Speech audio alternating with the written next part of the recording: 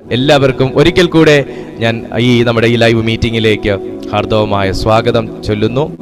കർത്താവ് നിങ്ങളെ സഹായിക്കട്ടെ, ശക്തീകരിക്കട്ടെ. നമുക്ക് ദൈവമേൽപ്പിച്ച തിരുവെഴുത്തിലേക്ക് ഇത് രാത്രി ഞാൻ പ്രവേശിക്കുന്നു. പത്രോസ് എഴുതിയ 1-ാമത്തെ ലേഖനം, അതിൻ്റെ 7-ാമത്തെ വാക്യം മുതൽ 12-ാമത്തെ വാക്യം വരെ ഞാൻ വായിക്കുന്നു.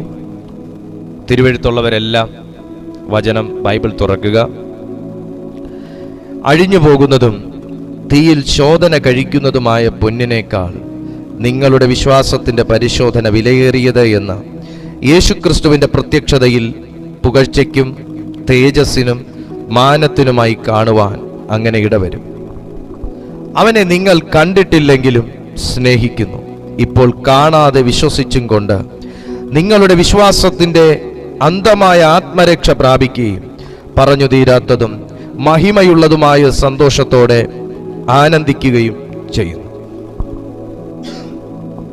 നിങ്ങൾക്ക് വരുവാനിരിക്കുന്ന കൃപയെക്കുറിച്ച് പ്രവചിച്ച പ്രവാചകന്മാർ ഈ രക്ഷയെ ആരാഞ്ഞന്വേഷിച്ചിരുന്നു. അവരിലുള്ള ക്രിസ്തുവിന് ആത്മാവ് ക്രിസ്തുവിന് വരേണ്ട കഷ്ടങ്ങളെയും പിൻവരുന്ന മഹിമയെയും മുമ്പിൽ കൂട്ടി സാക്ഷീകരിച്ചപ്പോൾ സൂചിപ്പിച്ച സമയം ഏതോ എങ്ങനെയുള്ളതോ എന്ന് പ്രവാചകന്മാർ ആരാഞ്ഞു നോക്കി. തങ്ങൾക്കായിട്ടല്ല, നിങ്ങൾക്കായിട്ടത്രേ തങ്ങൾ ആ ശുശ്രൂഷ ചെയ്യുന്നു എന്ന് അവർക്ക് വെളിപ്പെട്ടു. സ്വർഗത്തിൽ നിന്ന് അയച്ച പരിശുദ്ധാത്മാവിനാൽ നിങ്ങളോട് സുവിശേഷം അറിയിച്ചവർ അതിപ്പോൾ നിങ്ങളെ ഗ്രഹിപ്പിച്ചിരിക്കുന്നു. അതിലേക്ക് ദൈവദൂതന്മാരും കുനിഞ്ഞു നോക്കുവാൻ ആഗ്രഹിക്കുന്നു. അനുഗ്രഹീതനായ പത്രോസ്ലീഹ സഭയ്ക്ക് വേണ്ടി, യഹൂദന്മാർക്ക് വേണ്ടി, ആഗോള സഭയ്ക്ക് വേണ്ടി ഈ ലേഖനം എഴുതിയപ്പോൾ ഇതിനകത്ത് ഒത്തിരിയും കാര്യങ്ങൾ മർമ്മരൂപത്തിനകത്ത് പരിശുദ്ധാത്മാവ് രേഖപ്പെടുത്താനായിട്ട് തീരുമാനിച്ചു. തിരുവെഴുത്തുകൾ വായിക്കുമ്പോൾ എല്ലാവർക്കും എല്ലാ കാര്യങ്ങളും വെളിച്ചത്തിലേക്ക് വരുന്നില്ല. ദൈവം പലപ്പോഴും പല കാര്യങ്ങളും ദൈവം മറച്ചുവെച്ച് സംസാരിക്കാറുണ്ട്. മനഃപൂർവമായി ദൈവം പല കാര്യങ്ങളും മറച്ചുവെച്ച് സംസാരിക്കാറുണ്ട്. മറച്ചുവെച്ചെന്ന് പറയുമ്പോൾ മർമ്മരൂപത്തിൽ ദൈവം പല കാര്യങ്ങളും മനുഷ്യനോട് സംസാരിക്കാറുണ്ട്. മനസ്സിലാകാത്ത രീതിയിൽ എന്ന് പറഞ്ഞാൽ ഇപ്പോൾ വെളിപ്പെടുത്തേണ്ടാത്തതായ രീതിയിൽ ദൈവം ചില കാര്യങ്ങൾ സംസാരിക്കാറുണ്ട്. ഒരു ഹിന്റും തരാതെ ദൈവം ചില കാര്യങ്ങൾ നമ്മളോട് പറയാറുണ്ട്. എന്ന് വെച്ചാൽ ഈ അപൂർണമായി മാത്രം ചില കാര്യങ്ങൾ ദൈവം നമ്മെ അറിയിക്കാറ്. വ്യത്യസ്തമായ രീതിയിൽ ബൈബിൾ പഠിച്ചാൽ ദൈവം സംസാരിക്കുന്നത് നമുക്ക് മനസ്സിലാക്കാനായിട്ട് കഴിയും. ചില കാര്യം കർത്താവ് ഭാഗികമായി പറയും. അതാണ് ഞാൻ ഇന്നലെ എടുത്തത്. ഇന്ന് രാവിലത്തെ നമ്മുടെ മോർണിംഗ് മെസ്സേജ് അതായിരുന്നു. ഇരമ്യാവിനോട് ശുശ്രൂഷയെക്കുറിച്ച് പറഞ്ഞു. ശുശ്രൂഷയ്ക്കകത്ത് താൻ അനുഭവിക്കേണ്ട കാര്യങ്ങളെക്കുറിച്ച് കർത്താവ് പറഞ്ഞില്ല. അപ്പൊ അത് മറച്ചു വെച്ച് സംസാരിച്ചു. അപൂർണമായിട്ട് ദൈവം സംസാരിച്ചു. ശേഷം കാര്യങ്ങളെ ദൈവം വെളിപ്പെടുത്തി. ലേഖനങ്ങൾ പഠിക്കുമ്പോൾ മർമ്മരൂപത്തിൽ ദൈവം സംസാരിക്കുന്നു. ഞാൻ ഇതിനകത്തു നിന്നെല്ലാം മനസ്സിലാക്കുന്ന ഒരു വലിയ ആത്മീയ സത്യം ഞാൻ താങ്കളോട് പറയാൻ ആഗ്രഹിക്കുകയാണ്. ഞാൻ എന്നോട് തന്നെ പലപ്പോഴും ഈ കാര്യങ്ങൾ പറയാറുണ്ട്. അതായത് തിരുവെഴുത്ത് പൂർണ്ണതയുള്ള ഒരു ഗ്രന്ഥമാണ്. നിസ്സംശയം നമുക്ക് പറയാൻ പറ്റും. ദൈവം പലപ്പോഴും പൂർണ്ണമായിട്ട് എന്നോട് സംസാരിക്കുന്നില്ല. പൂർണ്ണമായ നിലയിൽ എന്നോട് സംസാരിക്കുന്നില്ല. പൂർണ്ണമായ നിലയിൽ താങ്കളോട് സംസാരിക്കുന്നില്ല. പൂർണ്ണമായ നിലയിൽ ആരോടും സംസാരിക്കുന്നില്ല. ദൈവത്തിൻ്റെ പൂർണ്ണതയിലേക്ക്, ദൈവത്തിൻ്റെ പൂർണ്ണ സമയത്തിലേക്ക്, അതായത് മനുഷ്യന്റെ ഒരു ദിവസം ദൈവത്തിൻ്റെ 1000 ദിവസം മനുഷ്യന്റെ ഒരു ദിവസമാണ്. ഒന്നുകൂടെ, ദൈവത്തിൻ്റെ 1000 ദിവസം മനുഷ്യന്റെ ഒരു ദിവസമാണ്. അപ്പോ ദൈവത്തിൻ്റെ പൂർണ്ണതയിലേക്കും ദൈവത്തിൻ്റെ സമയത്തിലേക്കും ഒരു വ്യക്തി കേറാത്തടുത്തോളം കാലം ദൈവത്തിന് പല കാര്യവും മനുഷ്യനോട് ഭാഗികമായി മാത്രമേ അറിയിക്കാൻ പറ്റാറുള്ളൂ. ഭാഗികമായി മാത്രമേ ദൈവത്തിന് പറയാൻ പറ്റാറുള്ളൂ. അതിൻ്റെ പിന്നിൽ ദൈവത്തിന് തന്നെ വ്യക്തമായ കാരണങ്ങളുണ്ട്. അത് മനുഷ്യന്റെ കുറ്റം കൊണ്ടല്ല. പൂർണ്ണമായ ഒരു കാര്യം ദൈവം മനുഷ്യനെ അറിയിക്കാത്തതിന്റെ പിന്നിൽ ഒരുപാട് പരിമിതികൾ മനുഷ്യനിൽ തന്നെ നിൽക്കുന്നത് കൊണ്ട്, എന്നാൽ മനുഷ്യന്റെ പൂർണ്ണമായ കുറവ് കൊണ്ടും കുറ്റം കൊണ്ടും അല്ലാത്തത് കൊണ്ട് ദൈവം പലതും അറിയിക്കുന്നില്ല. ഞാൻ ഇന്ന് നിങ്ങളോട് പറയണമെന്ന് പറഞ്ഞ കാര്യം ഇതാണ്. അതുകൊണ്ട് തന്നെ ഒരിക്കലും എനിക്ക് എൻ്റെ വിധി അങ്ങനെ ആയിരിക്കും, എൻ്റെ ജീവിതം ഇങ്ങനെ ആയിരിക്കും, ഇപ്പൊ പോകുന്ന ഈ അവസ്ഥ ഇങ്ങനെ പോകൂ, ഇതിന്റെ അവസാനം ഇന്നതായിരിക്കും, ഈ രീതിയിലായിരിക്കും ഇതിന്റെ റിസൾട്ട് എന്നൊന്നും ഞാൻ ബൈബിൾ പഠിച്ചെടുത്തോളം പറയാൻ എനിക്ക് കഴിയത്തില്ല. കാരണം ദൈവം അറിയിച്ചതിനേക്കാളേറെ ഇനിയും കർത്താവിന് അറിയിക്കാനുണ്ട്. ദൈവം പറഞ്ഞതിനേക്കാളേറെ ദൈവത്തിന് ഇനിയും സഭയോട് പറയാനുണ്ട്. ദൈവം കാണിച്ചതിനേക്കാളേറെ ദൈവത്തിന് ഇനിയും കാണിക്കാനുണ്ട്. ദൈവം തൊട്ടതിനേക്കാളേറെ ഇനിയും ദൈവത്തിന് തൊടാനുണ്ട്. ദൈവം ചെയ്തതിനേക്കാളേറെ ഇനിയും ചെയ്യാനുണ്ട്. തിരുവെഴുത്തുകൾക്കകത്ത് ദൈവദൂതന്മാർ പോലും മനുഷ്യരുടെ ഇടയിലേക്ക് ആത്മലോകത്തു നിന്ന് കുനിഞ്ഞു നോക്കിക്കൊണ്ടിരുന്നപ്പോൾ പ്രവാചകന്മാർ പറഞ്ഞ കാര്യങ്ങളുടെ റിസൾട്ട് പോലും ദൈവദൂതന്മാർക്ക് പോലും പൂർണ്ണ അളവിൽ മനസ്സിലാക്കി കിട്ടിയിട്ടില്ല. അതിന്റെ അർത്ഥം മനുഷ്യർക്ക് വെളിപ്പെടാത്തതുമുണ്ട്, ദൂതന്മാർക്ക് വെളിപ്പെട്ട് കിട്ടിയിട്ടില്ലാത്തതുമുണ്ട്. ദൂതന്മാർക്ക് മറഞ്ഞിരിക്കുന്നതും മനുഷ്യർക്ക് മറഞ്ഞിരിക്കുന്നതും ദൈവത്തിന് മറവല്ലാതിരിക്കുന്നതുമായ കാര്യങ്ങൾ ഈ ഭൂമിയിൽ ഒരു മനുഷ്യൻ അറിയാൻ ഉണ്ട് എന്നാണ് ഞാൻ പറഞ്ഞു വന്നതിന്റെ അർത്ഥവും. അങ്ങനെ ഇരിക്കുന്നിടത്തോളം കാലം എനിക്ക് എന്റെ ഫ്യൂച്ചറിനെ കുറിച്ച് വല്ലാതെ അങ്ങ് വിധിക്കാൻ പറ്റത്തില്ല. എനിക്ക് എന്റെ ലൈഫിനെ കുറിച്ച് വല്ലാതെ അങ്ങ് വിധിക്കാൻ പറ്റത്തില്ല. ഇപ്പോഴത്തെ ഓരോ ഇൻസിഡന്റും ആക്സിഡന്റലായ സംഭവങ്ങളെയും ചൊല്ലി വല്ലാതെ അങ്ങ് എനിക്ക് എന്റെ ജീവിതത്തെ അങ്ങ് എഴുതിത്തള്ളാൻ പറ്റത്തില്ല. നീ എഴുതി തള്ളിയെടുത്തു നിന്ന് ദൈവം പുതിയത് നിനക്ക് വേണ്ടി എഴുതി ചേർക്കുമെന്ന് പരിശുദ്ധാത്മാവ് ചിലരോട് ഇന്ന് പ്രഭാതത്തിൽ ഈ സായാഹ്ന സമയം ദൈവാത്മാവ് ആലോചന പറയുകയാണ്. നീ എഴുതി തള്ളപ്പെട്ടെടുത്ത് നിന്ന് സ്വർഗം നിനക്ക് വേണ്ടി പുതിയ ചിലത് എഴുതി ചേർക്കും. കാരണം തിരുവെഴുത്തിനകത്ത് നീ വായിച്ചിട്ടുള്ളതിനേക്കാൾ നീ ആത്മാവിലാകുന്ന സമയം ദൈവത്തിന് നിന്നോട് പലതും അറിയിക്കാൻ കഴിയും. തിരുവെഴുത്തിനകത്തുള്ളതും മർമ്മരൂപത്തിൽ ഇരിക്കുന്നതും ഇതുവരെ നമ്മുടെ ഒന്നും ശ്രദ്ധയിൽപ്പെട്ടിട്ടില്ലാത്തതുമായ ചില കാര്യങ്ങളെ നീ ആത്മാവിലാകുന്ന സമയം ദൈവത്തിന് നിന്നോട് അറിയിക്കാൻ കഴിയും. ചുരുക്കി പറഞ്ഞാൽ സഹോദര സഹോദരി, മാതാപിതാക്കളെ, ദൈവം നമ്മോട് പറഞ്ഞു തീർന്നിട്ടില്ല, ദൈവം നമ്മോട് അറിയിച്ചു തീർന്നിട്ടില്ല. ഇരമ്യാവ് പ്രവചനം കേട്ടപ്പോഴും കർത്താവിന് ഏറ്റു ഇസഡ് പറയാനുള്ളത് പറഞ്ഞു തീർന്നു എന്ന് പ്രവാചകൻ ഒരുപക്ഷെ തെളിവില്ല, ഒരുപക്ഷെ കരുതിയിട്ടുണ്ടായിരിക്കും. പക്ഷെ ജീവിതത്തിലേക്ക്, ആത്മീയ മേഖലയിലേക്ക് താൻ സഞ്ചരിച്ചു തുടങ്ങിയപ്പോഴാണ് മനസ്സിലായത്, ഞാൻ കേട്ടതിനേക്കാളേറെ കേൾക്കാൻ ഇനിയുണ്ട്, അറിഞ്ഞതിനേക്കാളേറെ അറിയാൻ ഇനിയുണ്ട്, മനസ്സിലാക്കിയതിനേക്കാളേറെ മനസ്സിലാക്കാൻ ഇനിയുമുണ്ട് എന്നുള്ളൊരു വലിയ ആത്മീയ സത്യം ഇന്ന് രാത്രിയിലും ഞാൻ ആത്മനിറവിൽ ചിലരെ നോക്കി വിളിച്ചു പറയുകയാണ്. നിന്റെ ജീവിതം പലരും എഴുതി തള്ളിക്കാണും, നിന്റെ ജാതകം പലരും എഴുതി തീർന്നു കാണും. പക്ഷെ ഞാൻ ആത്മനിറവിൽ പറയുന്നു സുഹൃത്തെ, ജാതകവിധി തിരുത്തുന്ന ഒരു ദൈവത്തെ എനിക്കറിയാം. ജാതകത്തിൽ ഇല്ലാത്ത പല കാര്യങ്ങളും ദൈവത്തിൽ വിശ്വസിക്കുന്നവന്റെ ജീവിതത്തിൽ ചെയ്യുന്ന ഒരു ദൈവത്തെ എനിക്കറിയാം. ഇന്ന് രാത്രിയിൽ നീ കണ്ടതല്ല, നീ കാണാൻ കിടക്കുന്നതേ ഉള്ളൂ. അത് തകർച്ചയല്ല, എന്റെ ദൈവത്തിന്റെ പ്രവൃത്തിയാണ്. ചില മറുപടികൾ വൈകിയെങ്കിൽ, ചില ആലോചനകൾ വൈകിയെങ്കിൽ, ചില വാഗ്ദത്തങ്ങൾ വൈകിയെങ്കിൽ, നീ കണ്ടതിനേക്കാൾ അപ്പുറം കാണാൻ ഇന്ന് രാത്രി നിന്റെ വിശ്വാസ കണ്ണ് തുറക്കട്ടെ. അഴിഞ്ഞു പോകുന്നതും തീയിലിട്ടാൽ പേർക്ക് ഈ ദൂത് തിരിഞ്ഞു കിട്ടുന്നുണ്ട്. ആത്മാവ് ശക്തമായി എന്നോട് പറയാൻ പറയുന്നത് കൊണ്ടാ. അഴിഞ്ഞു പോകുന്നതും തീയിൽ ശോധന കഴിക്കുന്നതുമായ പൊന്നിനേക്കാൾ ഹല്ലേലൂയ, പൊന്നിനേക്കാൾ നിന്റെ വിശ്വാസത്തിന് ദൈവത്തിന്റെ കേൾക്കാത്ത ശബ്ദങ്ങളെ കൊണ്ടുവരാൻ കഴിയും സുഹൃത്തെ, കഴിയും മിത്രമേ. അഴിഞ്ഞു പോകുന്ന പൊന്നിനേക്കാൾ, തീയിൽ ശോധന കഴിച്ച് ശുദ്ധി വരുത്തിയ പൊന്നിനേക്കാൾ നിന്റെ വിശ്വാസത്തിന് ഒരു പ്രത്യേകതയുണ്ട്. എന്താണെന്നറിയാവോ? പൊന്നിനും പ്രത്യേകതയുണ്ട്, വിശ്വാസത്തിനും പ്രത്യേകതയുണ്ട്. എന്താണെന്നറിയാവോ?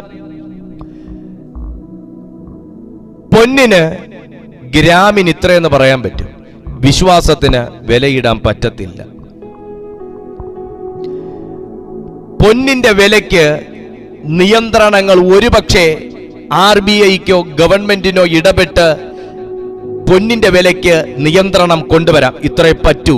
കാരണം ഒത്തിരി വിലയായി പോയാൽ ആരും വാങ്ങൂല, തീരെ വില കുറഞ്ഞു പോയാൽ ആരും ഇൻവെസ്റ്റ് ചെയ്യൂല, രാജ്യത്തിന്റെ സമ്പദ്ഘടന തന്നെ ബാധിക്കും. അത് പൊന്നിന്റെ സ്വഭാവം. അപ്പൊ പൊന്നിന് ഒരുപാടൊന്നും കൊണ്ട് കയറ്റാൻ പറ്റൂല. അവസാനം വീണ്ടും വില കുറയേണ്ടി വരും. കാരണം ഡിമാൻഡ് കുറയും, പ്രൈസ് ഹൈക്ക് ചെയ്യുന്ന അനുസരിച്ച് ഡിമാൻഡ് കുറയും. ഈ പൊന്നിന്റെ ഡിമാൻഡ് അനുസരിച്ചാണ് വില കയറുന്നേ. അപ്പൊ പൊന്നിന്റെ പ്രത്യേകത എന്ന് വെച്ചാൽ വില ഗ്രാമിന് ഇത്രയെന്ന് പറയാം, പവന് ഇത്രയെന്ന് പറയാം. പക്ഷെ വിശ്വാസത്തിന് വിലയിടാൻ പറ്റൂല. ഇനി വിശ്വാസത്തിന്റെ വേറൊരു പ്രത്യേകത, പൊന്നിന് എത്ര വേണോ വില കയറ്റിക്കൊണ്ട് പോകാൻ പറ്റത്തില്ല.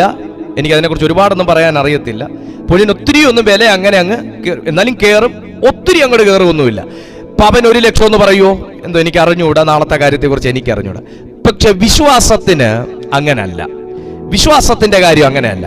വിശ്വാസത്തിന് നിനക്ക് എത്ര വേണോ വീര്യം കൂട്ടാം, എത്ര വേണോ വീര്യം കുറയ്ക്കാം, എത്ര വേണോ നിനക്ക് വിശ്വസിക്കാം.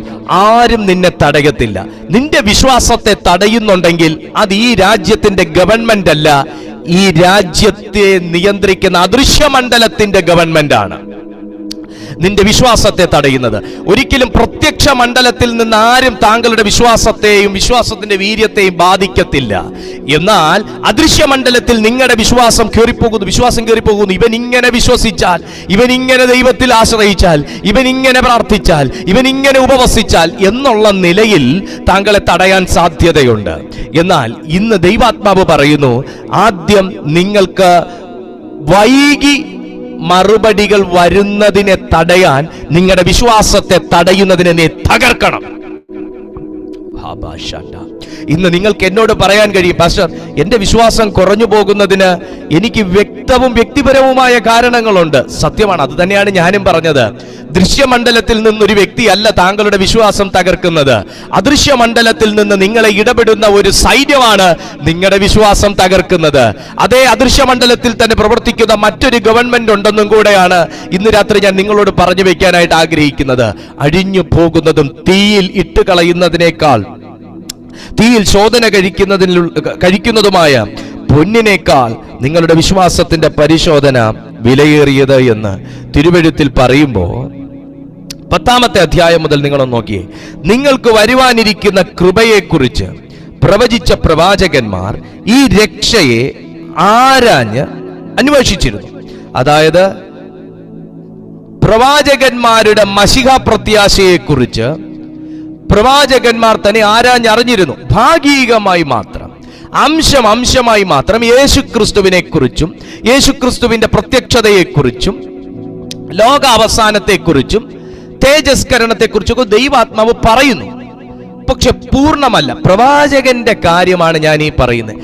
പ്രവാചകന്മാർക്ക് പോലും വെളിപ്പെട്ട് കിട്ടിയിട്ടില്ലാത്ത മർമ്മങ്ങൾ, രഹസ്യങ്ങൾ, മറഞ്ഞിരുന്നതായ കാര്യങ്ങൾ തിരുവെഴുത്തിൽ രേഖപ്പെടുത്തിയിരിക്കുമ്പോൾ, പ്രവാചകന്മാർക്ക് കിട്ടിയ പ്രവചനങ്ങൾ പോലും പൂർണ്ണമല്ലാതിരിക്കുമ്പോൾ, മാന്യ സുഹൃത്തേ, പ്രവാചകൻ നിങ്ങളോട് പറഞ്ഞ, നിങ്ങളെ ഭയപ്പെടുത്തുന്ന ഒരു പ്രവചനമുണ്ടെങ്കിൽ, നിങ്ങളുടെ ഉള്ളിൽ അടിക്കടിയായി ഉയർന്നു വരുന്ന ഭയവും നിരാശയും നിങ്ങളെ ഭരിക്കുന്നു എങ്കിൽ, ഞാൻ ഇന്ന് രാത്രിയിൽ സന്തോഷത്തോടും ആത്മനിറവോടും വിശ്വാസത്തോടും കൂടെ പറയുന്ന ഒരു വലിയ സത്യം കൂടെ മാന്യ സുഹൃത്ത് പരിഗണിക്കണം.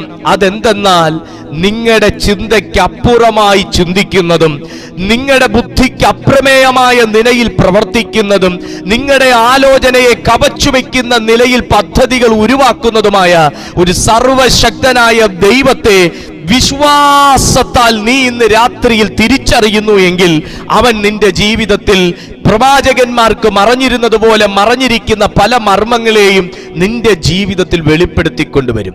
ദൈവം മറഞ്ഞിരുന്നെടുത്തുന്ന ഒരു കാര്യം വെളിപ്പെടുത്താൻ തുടങ്ങിയാൽ നിന്റെ ലൈഫിൽ മറഞ്ഞിരിക്കുന്നതായ സകല നന്മകൾ ഉൾപ്പെടെ വെളിപ്പെട്ടു വരും. ദൈവം ഒരു മറ പൊട്ടിക്കാൻ തീരുമാനിച്ചാൽ അതൊരു മട പൊട്ടിച്ചതുപോലെ. ദൈവം ഒരു മറ പൊട്ടിക്കാൻ തീരുമാനിച്ചാൽ അതൊരു മട പൊട്ടിയതുപോലെ. ഹല്ലേലൂയ. അത് പൊട്ടിയില്ലേ? പൊട്ടത്തില്ല. പക്ഷെ ദൈവം ഒരു വഴി തുറന്നാൽ അതൊരു വലിയ തുറവി തന്നെ. ദൈവം ഒരു വഴി തുറന്നാൽ അതൊരു വലിയ തുറവി തന്നെ. കർത്താവ് തുറന്ന സ്ഥലങ്ങളെല്ലാം നിങ്ങൾ നോക്കിക്കോണം. ദൈവം തിരുവെഴുത്തിൽ തുറന്ന സ്ഥലങ്ങൾ മനുഷ്യരിലൂടെയും തുറന്നു, ദൂതന്മാരിലൂടെയും തുറന്നു, ദൈവവും തുറന്നു. ദൈവം തുറന്ന യോർദാൻ ലിമിറ്റേഷൻ ഉണ്ടായിരുന്നോ? പകുതി ദൂരം നനഞ്ഞ കര, അതിനുശേഷം പിന്നൊരു വെള്ളത്തിന്റെ മേൽ ചവിട്ടി കയറുക, അത് കഴിഞ്ഞ് വീണ്ടും ഒരു കുത്തിറക്കം, അത് കഴിഞ്ഞ് വീണ്ടും കുറച്ചു നേരം നല്ല സ്മൂത്ത് ആയിട്ട് പോകുന്നു, വീണ്ടും ഒരിടത്ത് വെള്ളം ഇങ്ങനെ തളം കെട്ടിക്കിടക്കുന്നു, അവിടെ വലിഞ്ഞു പിടിച്ച് കയറി അപ്പുറത്ത്. അങ്ങനെ ആയിരുന്നു. ദൈവം ഒരു റൂട്ട് തുറന്നപ്പോൾ സുതാര്യമായിരുന്നു.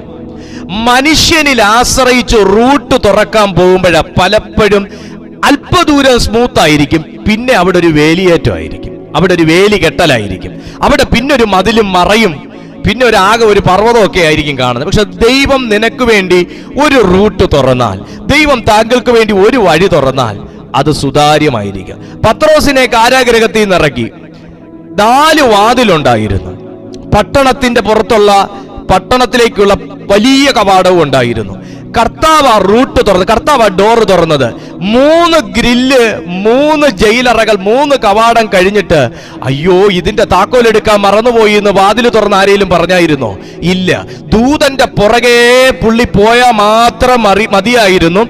അറിയാതെ റൂട്ടുകൾ, ഡോറുകൾ ഓപ്പണായി പോയി. ഞാൻ ചുരുക്കി പറഞ്ഞാൽ അദ്ദേഹത്തെ റോഡ് ക്രോസ് ചെയ്ത് കൊണ്ടാക്കിയിട്ട് ദൂതൻ മറയുന്നത്. മാന്യ സുഹൃത്തേ, ദൈവത്തിൽ നിന്ന് താങ്കൾ ഒരു ശബ്ദം കേട്ട് ഇന്ന് പല വഴികൾ അടഞ്ഞ വ്യക്തികളായിട്ടും, ഇന്ന് പല വേദനകൾ ചുമക്കുന്ന വ്യക്തികളായിട്ടും, ഇന്ന് പല ആക്ഷേപങ്ങൾ കേൾക്കുന്ന വ്യക്തിയായിട്ടും, ഇന്ന് പല നീറ്റലുകളിൽ നിൽക്കുന്ന വ്യക്തികളായിട്ടൊക്കെ താങ്കൾ നിൽക്കുന്നുണ്ടായിരിക്കാം. പക്ഷെ ഞാനൊരു കാര്യം പറയട്ടെ, തിരുവെഴുത്ത് കേട്ടിട്ടുള്ള എല്ലാ പ്രവാചകന്മാരും ഒന്നുകിൽ ഒരു യുദ്ധം, അല്ലെങ്കിൽ ഒരു കാരാഗ്രഹം, അല്ലെങ്കിൽ ഒരു ആമം, അല്ലെങ്കിൽ ഒരു ന്യായവിധി, ഇതിനകത്തൂടെ എല്ലാം കടന്നുപോയിട്ടുണ്ട്.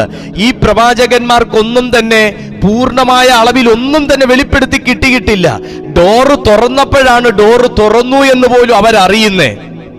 അതിന്റെ തൊട്ട് മുന്നേ അവരുടെ പ്രവൃത്തി എന്താന്ന് ചോദിച്ചാൽ അവർ പ്രാർത്ഥിച്ചുകൊണ്ടിരുന്നു. ഒന്നുകിൽ പ്രാർത്ഥിച്ചിട്ട് കിടന്നുറങ്ങി, അല്ലെങ്കിൽ പ്രാർത്ഥിച്ചുകൊണ്ടിരുന്നു.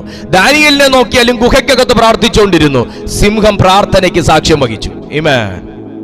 മോനെ, നിന്റെ അറയ്ക്കകത്ത് നീ കാരാഗ്രഹത്തിൽ എന്നതുപോലെ ആയിരിക്കും ഇന്ന് രാത്രി കിടക്കുന്നേ മർമ്മം. നിന്റെ അറയ്ക്കകത്ത് കാരാഗ്രഹത്തിൽ എന്ന പോലെ കിടക്കുന്നേ. 4 ദിവസമായി തീറ്റ കൊടുത്തിട്ട് കിടക്കുന്ന സിംഹം നിന്നെ നോക്കിക്കൊണ്ട് വെറുതെ ഇരിക്കുവോ? എന്തേലും ഒന്ന് കിട്ടിക്കഴിഞ്ഞാൽ ഇപ്പൊ സാപ്പിടാന്ന് പറഞ്ഞിരിക്കുന്ന സിംഹം വെറുതെ ഇരിക്കുവോ? പക്ഷെ ആരാധിച്ചുകൊണ്ടാ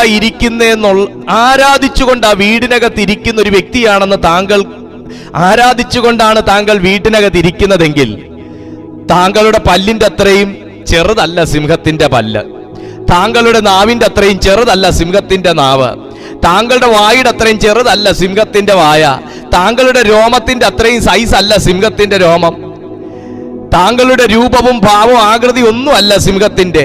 പക്ഷേ ആരാധിക്കുന്നവന്റെ മുമ്പിൽ കാഴ്ചക്കാരനെ പോലെ വലിയ ദംഷ്ട്രകളുള്ള, വലിയ നഖങ്ങളുള്ള, വലിയ സ്വഭാവമുള്ള, വല്ലാത്ത ആക്രമണകാരിയായ സിംഹം ഒരു കാഴ്ചക്കാരനെ പോലെ ആരാധിക്കുന്നവന്റെ മുമ്പിൽ ഇരിക്കുമെടോ.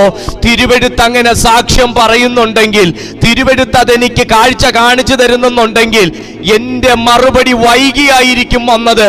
എന്നെ ഗുഹയ്ക്കകത്ത് ഇടുന്നതിന് മുന്നേ എനിക്ക് മറുപടി വന്നില്ല. ഗുഹയ്ക്കകത്ത് ഞാൻ വീണപ്പോഴും മറുപടി വന്നില്ല. പക്ഷെ ഗുഹയ്ക്കകത്ത് ഞാൻ പ്രാർത്ഥിക്കാൻ തയ്യാറായപ്പോഴാ എന്റെ മറുപടി വന്നതെന്നുണ്ടെങ്കിൽ മറുപടി വരുന്നതുവരെ സിംഹം കാഴ്ചക്കാരനെ പോലെ ഇരിക്കും. സിംഹം കാഴ്ചക്കാരനെ പോലെ ഇരിക്കും. ഇന്ന് നിന്റെ വീടിനകത്ത് നീ ആരാധിക്കുന്നതൊന്ന് കാണണമെന്നും, നീ സ്തുതിക്കുന്നതൊന്ന് കാണണമെന്നും, നീ ഉയർച്ച പ്രാപിക്കുന്നതൊന്ന് കാണണമെന്നും, നിന്റെ മക്കൾ അനുഗ്രഹിക്കപ്പെടുന്നതൊക്കെ ഒന്ന് കാണണമെന്നൊക്കെ പറഞ്ഞ് ചില സിംഹതുല്യമായത് നിന്റെ വീട്ടുമുറ്റത്തോ അല്ലെങ്കിൽ അല്പം മാറിയോ അല്ലെങ്കിൽ വീടിനകത്തോ നിങ്ങൾ കിടക്കുന്ന ഗുഹയ്ക്കകത്തോ ഇരിപ്പുണ്ടായിരിക്കാം. പക്ഷേ ആരാധനയും പ്രാർത്ഥനയും ദൈവത്തിലുള്ള വിശ്വാസവും കൈമുതലായി പിടിച്ചിരിക്കുന്ന താങ്കളുടെ മുമ്പിൽ അവന്റെ പല്ല് അവിടെ ഇരിക്കുമ്പോ തന്നെ, അവന്റെ നഖം അവിടെ ഇരിക്കുമ്പോ തന്നെ, അവന്റെ ഉദ്ദേശം അവന്റെ ഉള്ളത്തിൽ ഇരിക്കുമ്പോ തന്നെ കാഴ്ചക്കാരനെ പോലെ ഇരുത്തുന്ന ഒരു ദൈവം. പരാതി പറഞ്ഞോ? എന്താ മറുപടി വൈകിയേ? എന്താ വിടുതൽ വൈകിയേ? ദാനിയേൽ പരാതി പറഞ്ഞോ? ഇല്ല. നീ ഗുഹയ്ക്കകത്ത് വീണാലും ചിലപ്പോ മറുപടി വരത്തില്ല, പക്ഷെ ഗുഹയ്ക്കകത്ത് നീ തുടരുമ്പോ മറുപടി വരും. നിന്നെ തൊടാൻ ദൈവം അനുവദിക്കത്തില്ല കുഞ്ഞെ. നീ കിടക്കുന്ന ഇരുട്ട് നിന്നെ മൂടാൻ അനുവദിക്കത്തില്ല കുഞ്ഞെ. ഹല്ലേലൂയ. മറുപടി വെളിപ്പെടണമെങ്കിൽ ഗുഹയ്ക്കകത്ത് വീഴുന്നതിന് മുന്നേ വെളിപ്പെടണ്ടേ? പക്ഷെ തിരുവെഴുത്ത് മറ്റൊരു റൂട്ട് കാണിച്ചു തരിക. എന്താണെന്നറിയാവോ? ഗുഹയ്ക്കകത്ത് ചില സമയം കിടക്കുമ്പോഴും എന്റെ ദൈവത്തിന് മറുപടി വെളിപ്പെടുത്താൻ കഴിയും. അയ്യോ, ഗുഹയ്ക്കകത്ത് വീണുപോയി, കുറച്ചുകൂടെ നേരത്തായിരുന്നെങ്കിൽ എനിക്ക് റെസ്ക്യൂ ചെയ്യായിരുന്നു. ഗുഹയ്ക്കകത്ത് തുടരുമ്പോഴും, ഉത്തരം കിട്ടാത്ത ഗുഹയ്ക്കകത്ത് നീ തുടരുമ്പോഴും, വെളിച്ചം ഇതുവരെ കയ്യിൽ കിട്ടിയിട്ടില്ലാത്ത ഗുഹയ്ക്കകത്ത് നീ തുടരുമ്പോഴും, ഭയപ്പെടുത്തുന്ന ഗുഹയ്ക്കകത്ത് നീ ഇപ്പോൾ തുടരുമ്പോഴും നിന്റെ സമയം വൈകിയിട്ടില്ല. നിനക്കുള്ള മറുപടി വരത്തില്ലെന്ന് തമ്പുരാൻ പറഞ്ഞിട്ടുമില്ല. അതിനകത്തും പ്രാർത്ഥിക്കുന്ന ഒരു ശീലമുള്ളവരോട് കർത്താവ് പറയുന്നു, ചിലർ നിന്നെ തകർക്കാൻ, കടിച്ചു കീറാൻ, ഇല്ലാതാക്കാൻ, നിന്നെ വലിച്ചു കീറി നശിപ്പിക്കാൻ, നിന്നെ തേജോവധം ചെയ്യാൻ, നിന്നെ നിർമൂലമാക്കാൻ കച്ചകെട്ടി ഇരിക്കുന്നവൻ കുത്തിയിരുന്ന് നിന്നെ നോക്കിക്കൊണ്ടിരിക്കുമ്പോഴും അതിന്റെ നടുവിൽ നിന്ന് ഒരു പോറൽ പോലും പറ്റാതെ നിന്നെ ഗുഹയ്ക്ക് പുറത്തു കൊണ്ടുവന്ന് പ്രകാശം കാണിക്കുന്ന, നിന്നെ രാജ്യത്തിന്റെ പുറത്ത് കൊണ്ടുപോയി പ്രകാശം കാണിക്കുന്ന, നിന്നെ കെട്ടഴിച്ച് പട്ടണത്തിലേക്ക് കൊണ്ടുപോയി പ്രകാശം കാണിക്കുന്ന, നിന്നെ അന്ധതയ്ക്കകത്തു നിന്ന് പുറത്തേക്ക് കൊണ്ടുവന്ന് പ്രകാശം കാണിക്കുന്ന, നിന്റെ മുടന്തിന്റെ അനുഭവത്തിൽ നിന്ന് നിന്നെ പുറത്തു കൊണ്ടുവന്ന് നിന്നെ നടക്കുമാറാക്കുന്ന, നിന്റെ കൂനിനെ സൗഖ്യമാക്കി നിന്നെ നിവർത്തി നിർത്തുമാറാക്കുന്ന ഒരു സർവശക്തനായ ദൈവത്തിന്റെ മറുപടി അല്പം വൈകിയാലും നിന്റെ മുമ്പിൽ വരുമെന്ന് പരിശുദ്ധാത്മാവ് ഇന്ന് രാത്രിയിൽ ആരോടൊക്കെയോ ആലോചന പറയുകയാണ്. ഹല്ലേലൂയ. ഇവിടെ ദൂതന്മാർ പോലും കുനിഞ്ഞു നോക്കിക്കൊണ്ടിരിക്കുക. എന്താ ഇതിന്റെ പൂർണ്ണത? ഇന്ന് നിങ്ങളിൽ പലരും ഇത് തന്നെയല്ലേ ചെയ്തുകൊണ്ടിരിക്കുന്നത്? എന്താ ഇതിന്റെ അവസാനം? എന്താ ഇതിന്റെ അവസാനം? ദൂതന്മാർ പോലും കുനിഞ്ഞു നോക്കിക്കൊണ്ടിരിക്കുക. രക്ഷ, മശിഹ പ്രത്യാശയുള്ള പ്രവാചകന്മാർക്ക് പോലും പിടികിട്ടാത്ത ചില ആലോചനകൾ പരിശുദ്ധാത്മാവ് അവിടെ എഴുതി വെച്ചിരിക്കുക. ഒരു വീണ്ടെടുപ്പിനെ കുറിച്ചാണ് പിന്നെ പറയുന്നത്. അവരിലുള്ള ക്രിസ്തുവിന് ആത്മാവ് ക്രിസ്തുവിന് വരേണ്ട കഷ്ടങ്ങളെയും പിൻവരുന്ന മഹിമ. ആ വാക്ക് നിങ്ങൾ ശ്രദ്ധിക്കണം. ക്രിസ്തുവിന് വരുന്ന കഷ്ടങ്ങളെ കുറിച്ച് പ്രവാചകന്മാർ ഭാഗികമായും അല്ല, ഏറെക്കുറയും ഒക്കെ അറിഞ്ഞിരുന്നു. പക്ഷേ പിൻവരുന്ന മഹിമയെക്കുറിച്ച് അവർക്ക് അത്ര പിടികിട്ടിയില്ല. സഹോദര, നാം ഓരോരുത്തരും ഏറെക്കുറെയൊക്കെ ഇങ്ങനെ തന്നെയാണ്. കഷ്ടതകളെ കുറിച്ച് പറയാനും അറിയാനും ഓർക്കാനും നമ്മൾ ഡോക്ടറേറ്റ് എടുത്തവരാണ്. തെറ്റൊന്നുമല്ല. നമുക്കറിയാവുന്ന കാര്യമല്ലേ അറിയുള്ളൂ, നമ്മുടെ അനുഭവങ്ങളല്ലേ അറിയുള്ളൂ. തെറ്റൊന്നുമല്ല. പക്ഷെ ക്രിസ്തുവിന് വരുന്ന കഷ്ടതയെക്കുറിച്ച് ഏറിയ പ്രവചനങ്ങൾ പ്രവാചകന്മാർ ഗ്രഹിച്ചപ്പോ പിൻവരുന്ന മഹിമയെക്കുറിച്ച് വളരെ അല്പം മാത്രമാണ് അവർക്ക് മനസ്സിലാക്കാൻ കഴിഞ്ഞത്. എന്നാൽ അറിഞ്ഞതിന്റെ സമയം എങ്ങനെയോ ഏതോ എന്നുള്ളതിനെ കുറിച്ചായിരുന്നു അവരുടെ കൺഫ്യൂഷൻ. ഇന്ന് രാത്രിയിലും പ്രവചനങ്ങൾ കേൾക്കുന്നു, ദൂത് കേൾക്കുന്നു, ദർശനം കാണുന്നു, സ്വപ്നം കാണുന്നു, കാഴ്ച കാണുന്നു. പക്ഷെ എങ്ങനെയോ, ഏത് വിധത്തിലോ, എപ്പോഴോ, ഏത് രീതിയിലോ എന്നൊക്കെയുള്ള സംശയങ്ങൾ മാന്യ സുഹൃത്തുക്കൾക്കുണ്ടാകാനുള്ള സാധ്യതയുണ്ട്. പ്രവാചകന്മാർക്കും ഉണ്ടായിരുന്നു. എന്നാൽ ഒരു കാര്യം ഞാൻ താങ്കളോട് പറയട്ടെ. ഒരു കഷ്ടത്തിനകത്തുകൂടെ കടന്നു പോകുന്ന ഒരു വ്യക്തിയാണ് താങ്കളെങ്കിൽ, ഒരു ശോധനയുടെ അനുഭവത്തിലൂടെ കടന്നു പോകുന്ന ഒരു വ്യക്തിയാണ് താങ്കളെങ്കിൽ, ക്രിസ്തുവിന് കഷ്ടം വന്നിട്ട് തീരുന്ന ഒന്നല്ല സുവിശേഷം. ക്രിസ്തുവിന്റെ കഷ്ടാനുഭവങ്ങളിൽ കൂടി വെളിപ്പെടുത്തുന്ന മഹിമയുടേതാണ് സുവിശേഷം. ഒരു കഷ്ടതയുടെയും ഒരു തീച്ചൂളയുടെയും ഒരു ക്രൂശിന്റെയും ഒരു കല്ലറയുടെയും അനുഭവത്തിലൂടെ യേശു കടന്നു പോകേണ്ടി വന്നതിന്റെ അനന്തരഫലമാണ് ഇന്ന് രാത്രിയിലും നാം ഓരോരുത്തരും ആത്മനിറവിൽ ആരാധിക്കാൻ വേണ്ടി നമുക്ക് ഗിഫ്റ്റഡായി കിട്ടിയ പരിശുദ്ധാത്മാവ്. ഞാൻ പറഞ്ഞത് ഒറ്റ ഒരു മഹിമയെക്കുറിച്ച്, ഒരേ ഒരു മഹിമയുടെ കാര്യം മാത്രമേ പറഞ്ഞിട്ടുള്ളൂ പരിശുദ്ധാത്മാവ്. ശേഷമുള്ള തിരുവെഴുത്തിൽ പറയുന്ന മഹിമകളും വെളിപ്പാടുകളിൽ കിടക്കുന്ന മഹിമകളും കുറിച്ച് പറയാൻ എനിക്ക് സമയം പോരാ. എന്തായാലും ഞാൻ ഒരു കാര്യം പറയുന്നു, താങ്കളെ കഷ്ടനഷ്ടങ്ങൾക്കകത്ത് കണ്ടിന്യൂ ചെയ്യിച്ചുകൊണ്ട് ഈ ഭൂമിയിലെ ജീവിതം അവസാനിപ്പിക്കാനല്ല എൻ്റെ ദൈവം വിളിച്ചിറക്കിയത്. ഹല്ലേലൂയ. അവരിലുള്ള ക്രിസ്തുവിൻ ആത്മാവ് ക്രിസ്തുവിന് വരേണ്ട കഷ്ടങ്ങളെയും പിൻവരുന്ന മഹിമയെയും മുമ്പിൽ കൂട്ടി സാക്ഷീകരിച്ചപ്പോൾ സൂചിപ്പിച്ച സമയം ഏതോ എങ്ങനെയുള്ളതോ എന്ന് പ്രവാചകന്മാർ ആരാഞ്ഞു നോക്കി. നമുക്കെപ്പോഴും പ്രവചനങ്ങൾ കേൾക്കുമ്പോൾ അതെപ്പോ നടക്കും എന്നൊരു ചിന്തയുണ്ട്. ഒരാലോചന കേൾക്കുമ്പോൾ അത് നടക്കുമോ എന്നൊരു ചിന്തയുണ്ട്.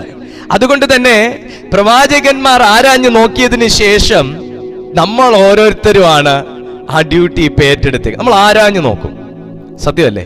തെറ്റല്ല. ആരായണം, അന്വേഷിക്കണം, പ്രാർത്ഥിച്ചു നോക്കണം, എല്ലാം ചെയ്യണം. പക്ഷേ അവിടെയും മറഞ്ഞു കിടക്കുന്നതായി പലതും അവർ കണ്ടു. എങ്കിലും ഒരു കാര്യം അവരുടെ അന്വേഷണത്തിൽ ദൈവം പറഞ്ഞു, പ്രവാചകന്മാരെ, ഞാനിത് നിങ്ങൾക്കായിട്ട് കാണിക്കുന്നതല്ല, ഇത് വരുവാനിരിക്കുന്ന തലമുറയ്ക്ക് വേണ്ടി, ക്രിസ്തുവിൽ വിശ്വസിക്കാനിരിക്കുന്നവർക്ക് വേണ്ടി, ക്രിസ്തുവിനെ വിശ്വസിക്കുന്നവർക്ക് വേണ്ടി, ക്രിസ്തുവിനെ സ്നേഹിക്കുന്നവർക്ക് വേണ്ടി, ക്രിസ്തു അനുഭവിച്ചതുപോലെ കഷ്ടതയിൽ കൂടെ കടന്നു പോകുന്നവർക്ക് വേണ്ടി, ക്രൂശിന്റെ അനുഭവങ്ങളിലൂടെ കടന്നു പോകുന്നവർക്ക് വേണ്ടി, പീഡാസഹനങ്ങളിൽ കൂടെ കടന്നു പോകുന്നവർക്ക് വേണ്ടി, അശരണർക്ക് വേണ്ടി, ആലംബഹീനർക്ക് വേണ്ടി, കഷ്ടപ്പെടുന്നവർക്ക് വേണ്ടി, അധ്വാനിക്കുന്നവർക്ക് വേണ്ടി, ഭാരം ചുമക്കുന്നവർക്ക് വേണ്ടി, ഈ ലോകത്തിൽ ഒരു പ്രത്യാശയും പ്രതീക്ഷയും ഇല്ലാത്തവർക്ക് വേണ്ടി ഞാൻ ഇത് നിങ്ങൾക്ക് വെളിപ്പെടുത്തി തരുന്നു. ഇത് നീ എഴുതി വെക്കുക, ഇത് നീ എഴുതി വെക്കുക. വായിക്കുന്നവൻ തിരിച്ചറിയട്ടെ, ക്രിസ്തുവിന്റെ ക്രൂശീകരണത്തോടുകൂടെ എന്റെ ജീവിതത്തിൽ എനിക്ക് സ്വന്തമായും സ്വായത്തമായും അവകാശമായും കിട്ടിയ ആ സത്യത്തെക്കുറിച്ച് ഞാൻ തിരിച്ചറിയട്ടെ. എന്താണ് ആ സത്യം? ക്രൂശിൽ കൂടെ കടന്നു പോകുന്നവന്റെ ജീവിതത്തിൽ ഒരു ഉയർത്തെഴുന്നേൽപ്പുണ്ട്. ക്രൂശിന്റെ അനുഭവത്തിലൂടെ കടന്നു പോകുന്നവർക്ക് വേണ്ടി ഒരു ജീവനുണ്ട്. ക്രൂശിന്റെ അനുഭവത്തിൽ കൂടെ കടന്നു പോകുന്നവർക്ക് വേണ്ടി ഒരു നിത്യതയുണ്ട്.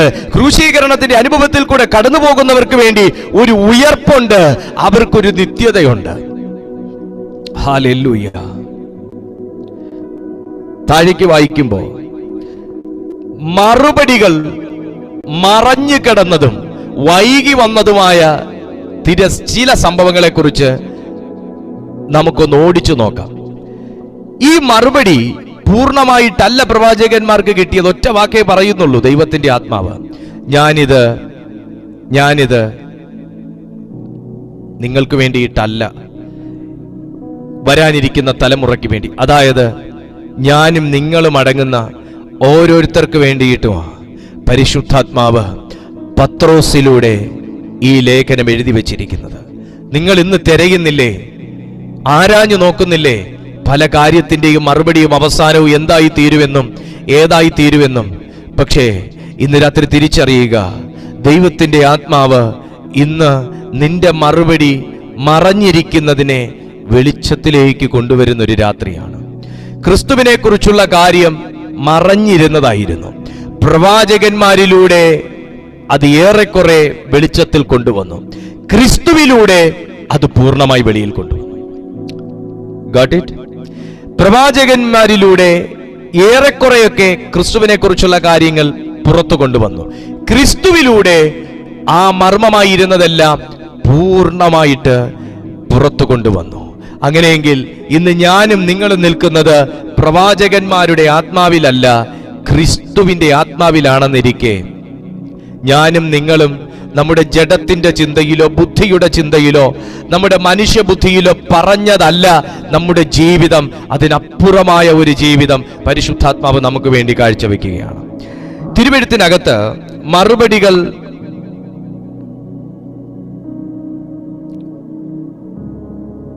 മറുപടികൾ വൈകി വന്ന വ്യക്തികളിൽ ഒരു വ്യക്തിയാണ് അബ്രഹാം.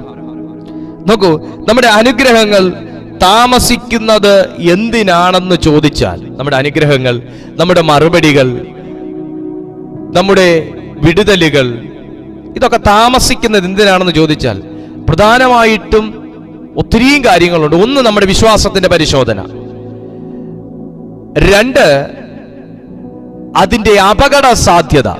ഈ മർമ്മമായിട്ട് തന്നെ കിടക്കുന്നതിന്റെ പിന്നിൽ അപകട സാധ്യതകൾ ഉള്ളത് കൊണ്ടാണ്. ചില കാര്യങ്ങൾ മനുഷ്യന്റെ മർമ്മം പൊളിഞ്ഞു കിട്ടിക്കഴിഞ്ഞാൽ മിക്കവാറും മനുഷ്യബുദ്ധിയിലാണ് ആ മർമ്മത്തെ തിരിച്ചറിയുന്നത്. ദൈവം അവനോട് ഡയറക്ട്ലി കാര്യങ്ങൾ ഹൈഡ് ചെയ്യാതെ ഡയറക്ട്ലി വെട്ടിത്തുറന്ന് പറഞ്ഞാൽ മനുഷ്യൻ ആദ്യം മനുഷ്യബുദ്ധിയിലേ ചിന്തിക്കുകയുള്ളൂ, അവന്റെ ബുദ്ധി കൊണ്ടേ മനുഷ്യൻ ചിന്തിക്കുകയുള്ളൂ. രണ്ടാമതും മൂന്നാമതും നാലാമതും ആയിരിക്കും അവൻ ആത്മാവിന്റെ അനുഭവങ്ങളിലേക്ക് കയറുന്നത്. അവൻ സഡൻലി തീരുമാനങ്ങൾ എടുക്കാനും ആ തീരുമാനത്തിലൂടെ അവൻ തകർച്ചയിലോട്ട് പോകാനുമുള്ള സാധ്യതയുണ്ട്. കാരണം ദാവീദിന്റെ മുമ്പിൽ യുദ്ധത്തിന് വേണ്ടി യുദ്ധസന്നദ്ധരായി ആയുധധാരികളായി സൈന്യം നിൽക്കുമ്പോൾ ദാവീദ് ബുദ്ധിയിലാണ് തീരുമാനം എടുത്തതെന്നുണ്ടെങ്കിൽ ഒരിക്കലും ആ മനുഷ്യന് വിജയം കാണാനും കഴിയത്തില്ല, പിന്നെ ഒരു സങ്കീർത്തനം എഴുതാനും പറ്റത്തില്ല, ആള് കാണത്തില്ല. പക്ഷെ അവിടെയും ദാവീദ് അവസരോചിതമായി എടുക്കുന്ന ഒരു തീരുമാനമാണ്, എന്റെ ദൈവത്താൽ. ഇന്ന് രാത്രിയിൽ എത്ര പേർക്ക് പറയാൻ കഴിയും, എന്റെ ദൈവത്താൽ ഞാൻ ഈ പടക്കൂട്ടത്തിന് നേരെ പാഞ്ഞു ചെല്ലും, അവനാൽ ഞാൻ ഈ മതിൽ ചാടിക്കടക്കും. പ്രവാചകന്മാർ ഇത് കാണുന്ന സമയം ക്രിസ്തുവിന്റെ ആത്മാവ് അവരുടെ മേലുണ്ടെങ്കിലും അവർക്ക് പൂർണ്ണമായി ഇതിന്റെ ഒരു അനുഭവത്തിലേക്ക് വരാൻ കഴിഞ്ഞില്ല. എന്നാൽ ദാവീദ് ഇത് പറയുമ്പോഴും തനിക്ക് ക്രിസ്തു ദൈവത്തിൽ, എന്റെ ദൈവത്താൽ എന്ന് പറഞ്ഞ് ആശ്രയിക്കാൻ മാത്രമേ കഴിയുന്നുള്ളൂ. കഴിയുന്നത് ഒരു തെറ്റാണെന്നല്ല, ആശ്രയിക്കാൻ മാത്രമേ കഴിയുന്നുള്ളൂ. വിശ്വാസത്തിൽ പിന്നെ താൻ മൂവ് ചെയ്യാണ്. എന്നാൽ ഈ പുതുനിയമകാലത്ത് എനിക്കും താങ്കൾക്കും എന്റെ ദൈവത്താൽ എന്ന് പറയാൻ എനിക്ക് ക്രൂശിൽ കാണിച്ചു തന്ന, എനിക്ക് ക്രൂശിൽ വരച്ച് കാണിച്ചു തന്നിരിക്കുന്ന ഒരു ക്രിസ്തുയേശുവും ക്രിസ്തുയേശുവിന്റെ ആത്മാവും അവൻ നമുക്ക് വാഗ്ദത്തമായി തന്ന പരിശുദ്ധാത്മാവും ഉള്ളതുകൊണ്ട് ഏത് പടക്കൂട്ടത്തിന് നേരെയും അഭിഷേകത്തോടെ പാഞ്ഞു ചെല്ലാം, ഏത് വമ്പൻ മതിലും അഭിഷേകത്തോടെ ചാടിക്കടക്കാം, ഏത് പടക്കൂട്ടത്തിന് നേരെയും പാഞ്ഞു ചെല്ലാം, ഏത് വമ്പൻ മതിലുകളും ചാടിക്കടക്കാം. ഇന്ന് രാത്രിയിൽ ഒറ്റ കാര്യം മാത്രമേ വേണ്ടൂ, ക്രിസ്തുവിന്റെ ആത്മാവ് നിന്നിലുണ്ടെന്ന് ഉറപ്പുവരുത്തുക. ക്രിസ്തുവിന്റെ ആത്മാവ് നിന്നിലുണ്ടെന്ന് ഉറപ്പുവരുത്തുക.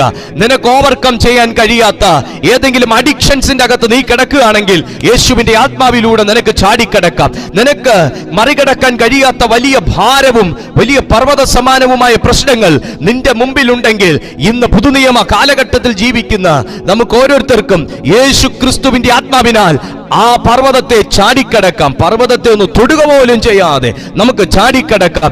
ഇന്ന് നിങ്ങൾക്ക് ക്രോസ് ഓവർ ചെയ്യാൻ കഴിയാത്ത ചില റിവറുകൾ ഉണ്ടെങ്കിൽ ഇന്ന് രാത്രിയിൽ യേശു ക്രിസ്തുവിന്റെ ആത്മാവിലൂടെ നിങ്ങൾക്ക് ചാടിക്കടക്കാം. നിനക്ക് ഭയം മറികടക്കാൻ കഴിയുന്നില്ലെങ്കിൽ യേശു ക്രിസ്തുവിന്റെ ആത്മാവിലൂടെ നിനക്ക് മറികടക്കാം. നിനക്ക് അഡിക്ഷൻസ്, നിങ്ങൾക്ക് പാപ സ്വഭാവങ്ങൾ, നിങ്ങൾക്ക് അവിശ്വാസം, നിങ്ങൾക്ക് ദ്വന്ദ്വപക്ഷം, ഭിന്നത, അസൂയ, വെറിക്കൂത്ത്, ജാരശങ്ക നിങ്ങൾക്ക് ക്രോസ് ഓവർ ചെയ്യാൻ കഴിയുന്നില്ലെങ്കിൽ, മറികടക്കാൻ കഴിയുന്നില്ലെങ്കിൽ, മുറിച്ചു മാറ്റാൻ കഴിയുന്നില്ലെങ്കിൽ, അപ്പുറത്തേക്ക് പോകാൻ കഴിയുന്നില്ലെങ്കിൽ, തടസ്സത്തെ നിങ്ങൾക്ക് മറികടക്കാൻ കഴിയുന്നില്ലെങ്കിൽ, പോരാട്ടത്തെ മറികടക്കാൻ കഴിയുന്നില്ലെങ്കിൽ ഇന്ന് രാത്രി യേശുവിന്റെ ആത്മാവിനാൽ അതിനെ മറികടക്കാൻ ദൈവത്തിന്റെ പരിശുദ്ധാത്മാവ് താങ്കളെ സഹായിക്കും. ഇന്ന് വിശ്വസിക്കുന്നുവെങ്കിൽ ആ ക്രിസ്തുവിന്റെ ആത്മാവ് നിന്നെ അതിന് സഹായിക്കും.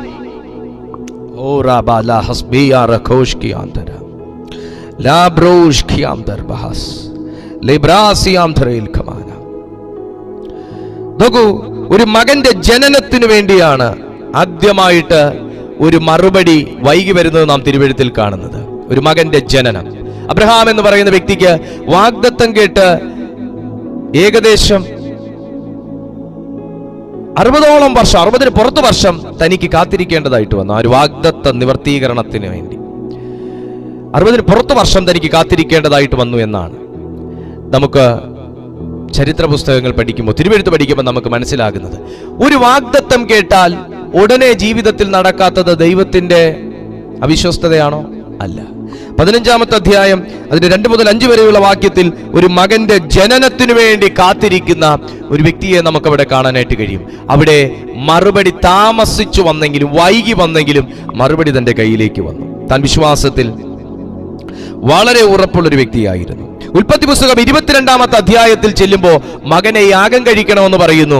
22-ന്റെ 8 മുതൽ 22-ന്റെ 8 മുതൽ നാം വായിക്കുന്ന സമയത്ത്, ഉൽപ്പത്തി പുസ്തകം 22:8 മുതൽ നാം വായിക്കുന്ന സമയത്ത്, അബ്രഹാമിനെ യാഗത്തിന് വേണ്ടി പോകുന്ന സമയം മകനെ കൈക്ക് പിടിക്കുമ്പം ദൈവത്തിന്റെ മറുപടി വരുന്നില്ല, വിറകെടുക്കുമ്പം വരുന്നില്ല, യാത്ര പുറപ്പെടുമ്പോ വരുന്നില്ല, ആ മലയിലേക്ക്, മോറിയ മലയിലേക്ക് കയറുമ്പോ മറുപടി വരുന്നില്ല, വിറക് അടുക്കുമ്പോ മറുപടി വരുന്നില്ല, വിറകിന്റെ പുറത്ത് കിടത്തുമ്പോ മറുപടി വരുന്നില്ല, ഒരു റോപ്പ് കൊണ്ട് അതിൽ കെട്ടിയോ ഇല്ലയോ എനിക്ക് അറിഞ്ഞുകൂടാ, മറുപടി വരുന്നില്ല, താൻ കുനിയുമ്പോ മറുപടി വരുന്നില്ല, മഴു കയ്യിൽ എടുക്കുമ്പോ മറുപടി വരുന്നില്ല, ഓങ്ങുമ്പോ മറുപടി വരുന്നില്ല, ഓങ്ങി പകുതി എത്തുന്നത് വരെയും മറുപടി വരുന്നില്ല. സത്യമല്ലേ? മഴു കയ്യിൽ എടുത്തപ്പോഴെങ്കിലും ദൈവശബ്ദം കേട്ടെങ്കിൽ കൊള്ളായിരുന്നു. പക്ഷെ ഓങ്ങിയതും വെട്ടാൻ അടുത്തതും ഒരു ശബ്ദം താൻ കേൾക്കുകയാണ്. ദൈവത്തിന്റെ മറുപടി പിൻ പോയിന്റിൽ നമ്മുടെ അടുത്ത് എത്താൻ സാധ്യതയുണ്ടെന്നല്ല, സാധ്യതയാണ്. ഒരു പിൻ പോയിന്റിലായിരിക്കും ദൈവത്തിന്റെ ശബ്ദം വെളിപ്പെടുന്നത്. അങ്ങനെയൊക്കെ ദൈവശബ്ദം കേട്ട് വിടുതൽ അനുഭവിച്ച ഒത്തിരിയും പേരുണ്ട്. നിങ്ങൾക്ക് വിശ്വസിക്കാൻ പറ്റുമോ? ഒരു മില്ലി സെക്കൻഡ് എങ്കിലും ഒന്ന് വൈകിയെങ്കിൽ മുഷ്ടിബലമുള്ള അബ്രഹാം മകനെ 2 കണ്ടാക്കിയാണ്. ദൈവത്തിന് വേണ്ടി ആയതുകൊണ്ട് അബ്രഹാം സന്തോഷത്തോടെ ചെയ്യും. പക്ഷെ ഓങ്ങുമ്പോഴെങ്കിലും ദൈവത്തിന്റെ മറുപടി വന്നെങ്കിൽ വരുമെന്ന് നമ്മൾ എക്സ്പെക്ട് ചെയ്തു. പക്ഷെ ഓങ്ങിയതിന് ശേഷം, വീശിയതിന് ശേഷം, വെട്ട് കത്തിക്കും ഇടയിൽ കിടക്കുന്ന മകന്റെ മുഖം നോക്കി വെളിപ്പെട്ട ഒരു ദൈവശബ്ദം. ഹല്ലേലൂയ! അബ്രഹാമിന്റെ വിശ്വാസത്തിന് മേൽ വെളിപ്പെട്ട ദൈവശബ്ദം. വൈകിയല്ലേ മറുപടി വന്നത് ആണ്. വൈകിയായിരുന്നു മറുപടി വന്നത്.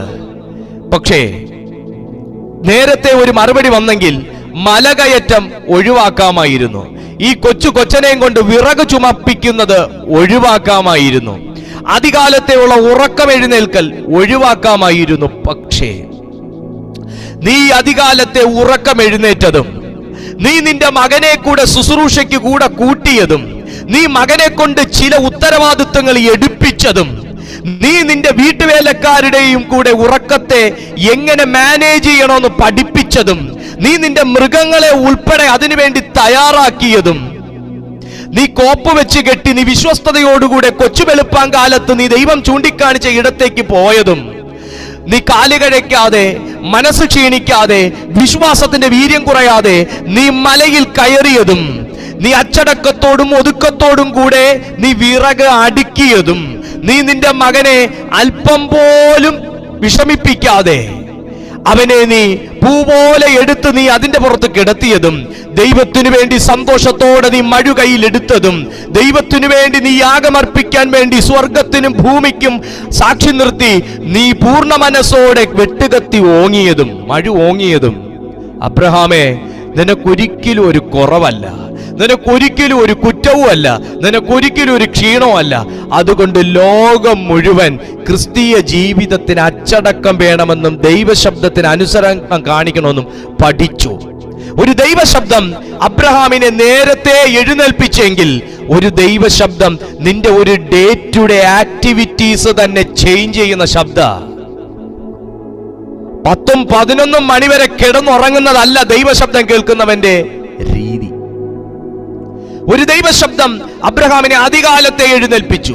ഒരു ദൈവശബ്ദം കൊച്ചുങ്ങളെ കൂടെ ആ രീതിയിൽ എഴുന്നേൽക്കാൻ പഠിപ്പിച്ചു. ഒരു ദൈവശബ്ദം വീട്ടുവേലക്കാരന്മാരെ കൂടെ എഴുന്നേറ്റോ എന്ന് പറയാൻ പഠിപ്പിച്ചു. ഒരു ദൈവശബ്ദം വീട്ടിൽ കിടക്കുന്ന കഴുതയെ പോലും രാവിലെ എഴുന്നേൽപ്പിച്ചു, അല്ലെങ്കിൽ അതവിടെ കിടന്നുറങ്ങും. ഒരു ദൈവശബ്ദം വിറക് എങ്ങനെ കെട്ടി അടുക്കണമെന്ന് പഠിപ്പിച്ചു. മല വരെ കൊണ്ടുകയറണം, തൊഴിഞ്ഞു പോവല്ല്. വിശ്വാസം തൊഴിഞ്ഞു പോകുന്നതിന്റെ കാര്യം എന്നാന്നറിയാവോ? കെട്ട് കറക്റ്റ് അല്ലാത്തോണ്ട. വിശ്വാസം കെട്ടി നൂർന്നു പോകുന്ന എന്നാന്നറിയാവോ? കെട്ട് കറക്റ്റ് അല്ലാത്തോണ്ട. കൊച്ചനാ കെട്ട് ചുമക്കുന്നേ. അപ്പൻ ചുമക്കുന്ന അത്രയും വലിയ പക്വതയൊന്നും കൊച്ചനില്ല. പക്ഷെ അപ്പൻ കെട്ടിക്കൊടുത്തത് കൊണ്ടാ വിറക്. മുതിർന്നവരെ, ഞാനും നിങ്ങളുമാണ് മാതൃക. മക്കളെ കുറ്റം പറഞ്ഞിട്ട് കാര്യമില്ല. അപ്പം കെട്ടിക്കൊടുത്ത വിറക് മകൻ ചുമന്നു. അതുകൊണ്ട് അത് ഉതിർന്നു പോകാതെ, അല്ല മകനല്ല, വീട്ടുവേലക്കാരൻ ചുമന്നു എന്ന് തന്നെ വെച്ചോ, അവിടുന്ന് മുതിർന്നു പോകല്ലെങ്കിൽ കെട്ട് കയ്യിൽ ഏൽപ്പിച്ചവന് മാത്രമാണ് അതിന്റെ ഉത്തരവാദിത്വം. ഹല്ലേലൂയ. Praise to Jesus. ഇനി ഈ മല ഇത്രയും വലിഞ്ഞു കയറിയപ്പോഴും ഒരു വിറക് പോലും താഴെ വീണുവെന്ന് തിരുവെഴുത്ത് രേഖപ്പെടുത്തിയിട്ടില്ല. അത് കെട്ട് സ്ട്രോങ് ആയതുകൊണ്ടാണ്. അഴിഞ്ഞു പോകുന്നതും തീയിൽ ശോധന കഴിച്ചതുമായ പൊന്നിനേക്കാൾ നിന്റെ വിശ്വാസത്തിന്റെ കെട്ട് മുറുകണം. വിശ്വാസത്തിന്റെ കെട്ട് മുറുകണം. വിശ്വാസത്തിന്റെ കെട്ട് അയഞ്ഞു കിടക്കുന്നിടത്തോളം കാലം ലോകത്തിന് നിന്നെ എന്നെ കെട്ടാൻ പറ്റും. പിശാചിന് നിന്നെ എന്നെ കെട്ടാൻ പറ്റൂന്നേ. കാരണം നമ്മൾ അയഞ്ഞു കിടക്കുമല്ലേ, ആരെങ്കിലും ഒന്ന് കെട്ടിയല്ലേ പറ്റൂ, അല്ലേ? പക്ഷേ ഇന്ന് രാത്രിയിൽ ഈ ദൈവശബ്ദം പറയുന്നത് അബ്രഹാമും ഇസഹാക്കും യാക്കോബും വിറകും തീയും ദൈവശബ്ദമൊന്നുമല്ല. ഇതിനകത്ത് ദൈവാത്മാവ്, അതൊക്കെ നമ്മൾ ഒത്തിരി കേട്ടിട്ടുള്ളതാണ്. ഇതിനകത്ത് ദൈവാത്മാവ് പറയുന്നത് ശുശ്രൂഷയ്ക്ക് വേണ്ടി നീ കയ്യിലെടുത്ത വിറക്, അത് ശുശ്രൂഷയുടെ ഭാഗ. ശുശ്രൂഷയ്ക്ക് വേണ്ടി നീ കയ്യിലെടുത്ത മഴു, അത് ശുശ്രൂഷയുടെ ഭാഗ. ശുശ്രൂഷയ്ക്ക് വേണ്ടി നീ കൂട്ടിയ കഴുത, ശുശ്രൂഷയുടെ ഭാഗ. ശുശ്രൂഷയ്ക്ക് വേണ്ടി നീ കൂട്ടിയെടുത്ത വേലക്കാർ, അത് ശുശ്രൂഷയുടെ ഭാഗ. ശുശ്രൂഷയ്ക്ക് വേണ്ടി ദൈവം കാണിച്ച മല, ശുശ്രൂഷയുടെ ഭാഗ. അവിടെ നീ തിരഞ്ഞെടുത്ത ലൊക്കേഷൻ, ശുശ്രൂഷയുടെ ഭാഗ. അവിടെ എവിടെയും നീ മടുത്തു പോകല്ല, നീ നിരാശപ്പെടല്ല, നീ ദൈവത്തെ കുറ്റപ്പെടുത്തല്ല. മല കയറുമ്പോഴും താഴെ ഒരു ഓട്ടോറിക്ഷയോ ടാക്സിയോ അറേഞ്ച് ചെയ്ത് തന്നായിരുന്നെങ്കിൽ ഞങ്ങൾക്ക് കുറച്ചും കൂടെ നേരത്തെ കാര്യങ്ങൾ നടത്താമായിരുന്നു എന്ന് നീ പറയല്ല. മല കാണുമ്പം നീ നാശമെന്ന് പറയല്ല. മല കാണുമ്പോൾ നശിച്ചു പോകുമോ എന്തോന്ന് പറയല്ല. മല കാണുമ്പോൾ തകർന്നു പോകുമോ എന്ന് പറയല്ല. മല കാണുമ്പോൾ ഈ കാല് വയ്യാത്ത ഞാൻ, നീ ഇഞ്ചുറിയായ ഞാൻ എങ്ങനെ ഈ മല വലിഞ്ഞു കയറുമെന്ന് നീ ചോദിക്കല്ല. കയറാൻ പറഞ്ഞ ദൈവത്തിന് നീ കയറുക മാത്രമേ വേണ്ടൂ. നീ കയറാൻ തയ്യാറായാൽ ഒരു എസ്കലേറ്റർ പോലെ നിന്നെ പൊക്കിക്കൊണ്ടു പോകും. ശുശ്രൂഷയ്ക്ക് നിന്ന ഫിലിപ്പോസ്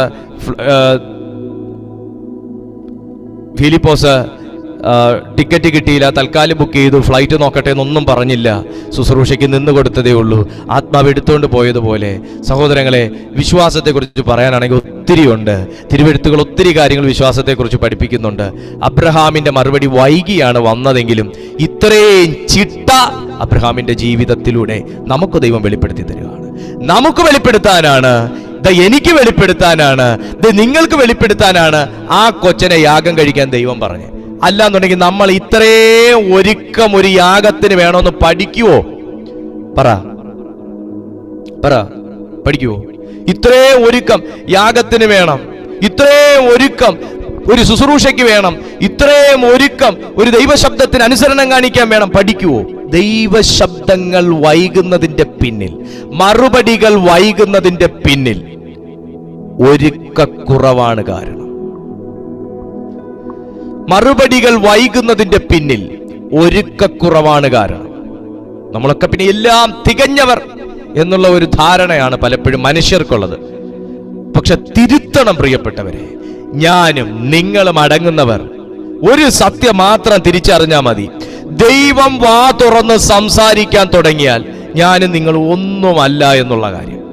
തിരുവെഴുത്തിൽ ഭക്തന്മാരൊക്കെ ഏൽപ്പിച്ചു കൊടുത്തേ പ്രാർത്ഥിച്ചിട്ടുള്ളൂ, സമർപ്പിച്ചു കൊടുത്തേ പ്രാർത്ഥിച്ചിട്ടുള്ളൂ. കാരണം ദൈവം വായി തുറക്കാത്തതിന്റെ കാരണം നമുക്ക് വോയിസ് ഇല്ലെന്ന് കർത്താവിനറിയാം. Price to Jesus. അതുകൊണ്ടാണ് പല കാര്യങ്ങളും ദൈവം ദൂതന്മാർ പോലും കുനിഞ്ഞു നോക്കിയിട്ട് വെളിപ്പെടുത്തിയില്ല. അതാ നമ്മൾ വായിച്ച, വെളിപ്പെടുത്തിയില്ല. തേജസ്സിനെ കുറിച്ചും പ്രത്യാശയെക്കുറിച്ചും നിത്യതയെക്കുറിച്ചും ഒന്നും പറഞ്ഞാൽ ഡൈജസ്റ്റ് ആകുന്നവർ ഇല്ല, ഇന്നുമില്ല. അതുകൊണ്ടാണത്. അടുത്തത്, യാഗത്തിന് കരുതലുണ്ടായത് നമ്മൾ അവിടെ കാണും. യാഗത്തിന്റെ കരുതൽ, മറുപടി താമസിച്ചല്ലേ വന്നേ? ഒരാട്ടുകൊറ്റനുണ്ട്, വള്ളിയിൽ കുടുങ്ങിക്കിടക്കുന്നു, നീ എടുത്ത് യാഗം അർപ്പിക്കുക. വൈകിയല്ലേ മറുപടി വന്നേ? വൈകിയാണ് മറുപടി വന്നേ. അടുത്തത്, യോശുവ 7 ദിവസത്തിന്റെ സഞ്ചാരത്തിന് ശേഷമാണ് അവരവിടെ ഒരു വിജയം കാണുന്നത്. വൈകിയല്ലേ മറുപടി വന്നേ? സമയം കഴിഞ്ഞു. വൈകിയല്ലേ മറുപടി വന്നേ? ആണ്. മശിഹായുടെ വരവ് അത് വൈകിയല്ലേ വരുന്നേ? കർത്താവ് ഇന്ന് വരെ വന്നോ? വന്നില്ല. ഇന്ന് രാത്രി വരാൻ സാധ്യതയുണ്ടോ? ഉണ്ട്. ഇന്ന് രാത്രി വരാതിരിക്കാമോ? വരാതിരിക്കാം. നാളെ വരാം, സാധ്യത. വൈകിയല്ലേ വരുന്നത്? മറുപടി വൈകി വരുന്നതിനകത്ത് തിരുവെഴുത്തിൽ ഒരുപാട് ലക്ഷണങ്ങളും കാണും. സൗഖ്യം പ്രാപിക്കുന്ന മനുഷ്യൻ, എത്ര ദിവസം അന്ധനായിരുന്നവരുണ്ട്, എത്ര വർഷം അന്ധനായിരുന്നവരുണ്ട്, എത്ര വർഷം മുടന്തനായിട്ടിരുന്നവരുണ്ട്, എത്ര വർഷം കൂനി കൊണ്ട് നടന്നവളുണ്ട്, എത്ര വർഷം രക്തസ്രാവം കൊണ്ട് നടന്നവളുണ്ട്. മറുപടി വൈകിയല്ലേ വന്നേ? അതെ. എവിടെയൊക്കെ ജനം ഒരുക്കപ്പെട്ടോ, എവിടെയൊക്കെ ജനം സറണ്ടർ ചെയ്തോ, എവിടെയൊക്കെ ജനം അനുസരിച്ചോ, എവിടെയൊക്കെ ജനം വെയിറ്റ് ചെയ്തോ, എവിടെയൊക്കെ ജനം ഫെയ്ത്ത്ഫുൾ ആയോ, അവിടെയൊക്കെ മറുപടികൾ വന്നിട്ടുണ്ട്. അവിടെയൊക്കെ മറുപടികൾ വന്നിട്ടുണ്ട്. ഇന്ന് രാത്രി ഞാൻ ഇവിടെ കൊണ്ട് നിർത്തുകയാണ്. ഇന്ന് രാത്രിയിലും ഒരു മറുപടിക്ക് വേണ്ടി മാന്യ സുഹൃത്ത് കാത്തിരിക്കുകയാണ്. നിങ്ങളുടെ മറുപടികൾ വൈകിപ്പോയോ? പാസ്റ്റർ, കഴിഞ്ഞ മാസം ഞാൻ പേ ചെയ്യേണ്ടതായിരുന്നു, കഴിഞ്ഞ മാസം ഞാൻ കെട്ടേണ്ട കാശായിരുന്നു, ഇതുവരെയും കിട്ടിയില്ല. ആമേൻ. എന്റെ മറുപടി വൈകുന്നു. പാസ്റ്റർ, കഴിഞ്ഞ മാസം എനിക്ക് അതിന്റെ ഒരു ഇന്റിമേഷൻ വരേണ്ടതായിരുന്നു, ഇതുവരെ എനിക്ക് വന്നില്ല. കഴിഞ്ഞ മാസം എനിക്ക് അപ്രൂവ് ആകേണ്ടതായിരുന്നു, ഇതുവരെ ആയില്ല. കഴിഞ്ഞ മാസം എനിക്ക് ഫിക്സ് ചെയ്യേണ്ടതായിരുന്നു, ഇതുവരെ ആയില്ല. കഴിഞ്ഞ മാസം നടക്കേണ്ടതായിരുന്നു, ഇതുവരെ നടന്നില്ല. വൈകി വരുന്നുണ്ടോ മറുപടി? അതൊരു നന്മയ്ക്കാണ്, അതൊരു നന്മയ്ക്കാണ്. അബ്രഹാമിന് മറുപടി വൈകി വന്നതിന്റെ പിന്നിൽ തന്റെ മകനാണ് സേവ് ആയത്. റൈറ്റ്? അബ്രഹാമിന്റെ മറുപടി വൈകി വന്നത് എന്നാ മലയ്ക്ക് താഴെ കിടന്നുകൊണ്ട് ചവിട്ടും കുത്തുമൊക്കെ കാണിച്ചെങ്കിലോ മകൻ യാഗമായി പോയെന്നെ, മകൻ യാഗമായി പോയെന്നെ. കർത്താവ് ആട്ടുകൊറ്റനെ ഒന്നും കരുതത്തൊന്നുമില്ല. അബ്രഹാമിന്റെ വിശ്വാസത്തെ ആയിരുന്നു കർത്താവ് നോക്കിയത്, അബ്രഹാമിന്റെ വിശ്വാസത്തെ.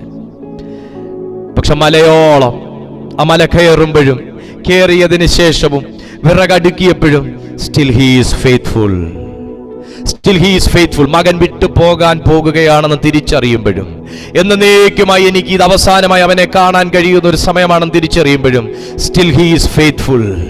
ദൈവം വിശ്വസ്തനെ തേടുന്നു. ദൈവം ഇന്ന് രാത്രിയിൽ വിശ്വസ്തനെ തേടുന്നു. നിന്റെ മകനെ നശിപ്പിച്ചിട്ട് വേണ്ട എന്റെ ദൈവത്തിന് പ്രസാദിക്കാൻ. നിന്റെ മകന്റെ രക്തം കണ്ടിട്ട് വേണ്ട എന്റെ ദൈവത്തിന് പ്രസാദിക്കാൻ. ഹല്ലേലൂയ. നിന്റെ തകർച്ച കണ്ടിട്ട് വേണ്ട നിന്നെ ദൈവത്തോട് കൂടുതൽ അടുപ്പിക്കാൻ. നിനക്കുള്ളതെല്ലാം നഷ്ടപ്പെടുത്തിയിട്ട് വേണ്ട നിന്നെ ദൈവത്തിലോട്ട് വലിച്ചടുപ്പിക്കാൻ. നിന്റെ അസ്ഥി ഒടിച്ചിട്ട് വേണ്ട നിന്നെ ഒരു ദൈവവിശ്വാസിയാക്കി മാറ്റാൻ. അവൻ നിന്നെ സ്നേഹിക്കുന്നു, അവൻ നിനക്കായി കരുതുന്നു എന്ന സത്യാവസ്ഥ ബോധിപ്പിച്ച് നീ സ്നേഹിച്ചാ മതി. നിന്നെ ഒരു ആക്സിഡന്റിൽ പെടുത്തിയിട്ട് വേണ്ട അയ്യോ ദൈവം അടിച്ചൊടിച്ചെന്ന് പറഞ്ഞ് നിന്നെ ദൈവത്തെ വിശ്വസിപ്പിക്കാൻ. അങ്ങനെ വിശ്വാസികൾക്ക് പഞ്ഞമില്ലെന്നേ ദൈവത്തിന്. നിന്നെ മുഴുവനും തകർത്ത് തരിപ്പണാക്കിയിട്ട് വേണ്ട നിന്നെ ദൈവത്തെ കുറിച്ചൊരു വലിയ സാക്ഷ്യം നിന്നെ കൊണ്ട് പറയിക്കാം.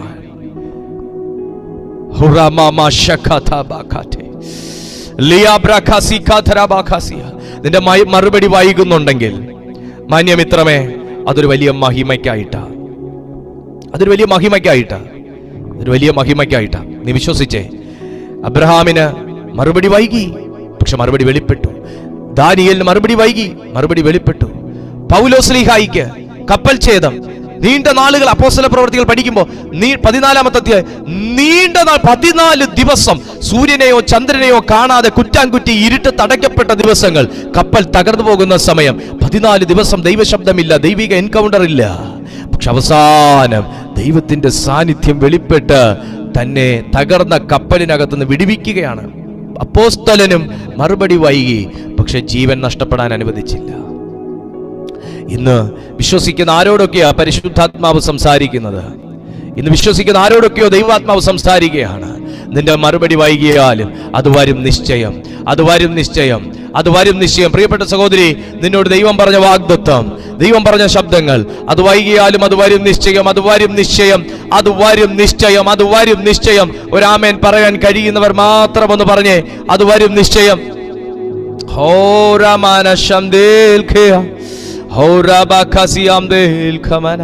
ഒന്ന് പ്രാർത്ഥിച്ച് എല്ലാ ദൈവമക്കളും ഒന്ന് ഈ രാത്രിയിൽ ദൈവത്തോട് പ്രാർത്ഥിച്ച്, എന്റെ മറുപടികൾ വൈകുന്നത് ഒരിക്കലും എന്റെ തകർച്ചയ്ക്കായിട്ടല്ല, അത് വൈകുന്നത് എന്റെ നന്മയ്ക്കായിട്ടാണ്. ഒന്ന് പറയാൻ കൃപ ലഭിക്കുന്ന എല്ലാവരും ഒന്ന് പറഞ്ഞേ, എന്റെ മറുപടികൾ വൈകുന്നത് അതെന്റെ തകർച്ചയ്ക്കായിട്ടല്ല, അതെന്റെ നന്മയ്ക്കായിട്ടാണ്, അതെന്റെ നന്മയ്ക്കായിട്ടാണ്, അതെന്റെ നന്മയ്ക്കായിട്ടാണ്.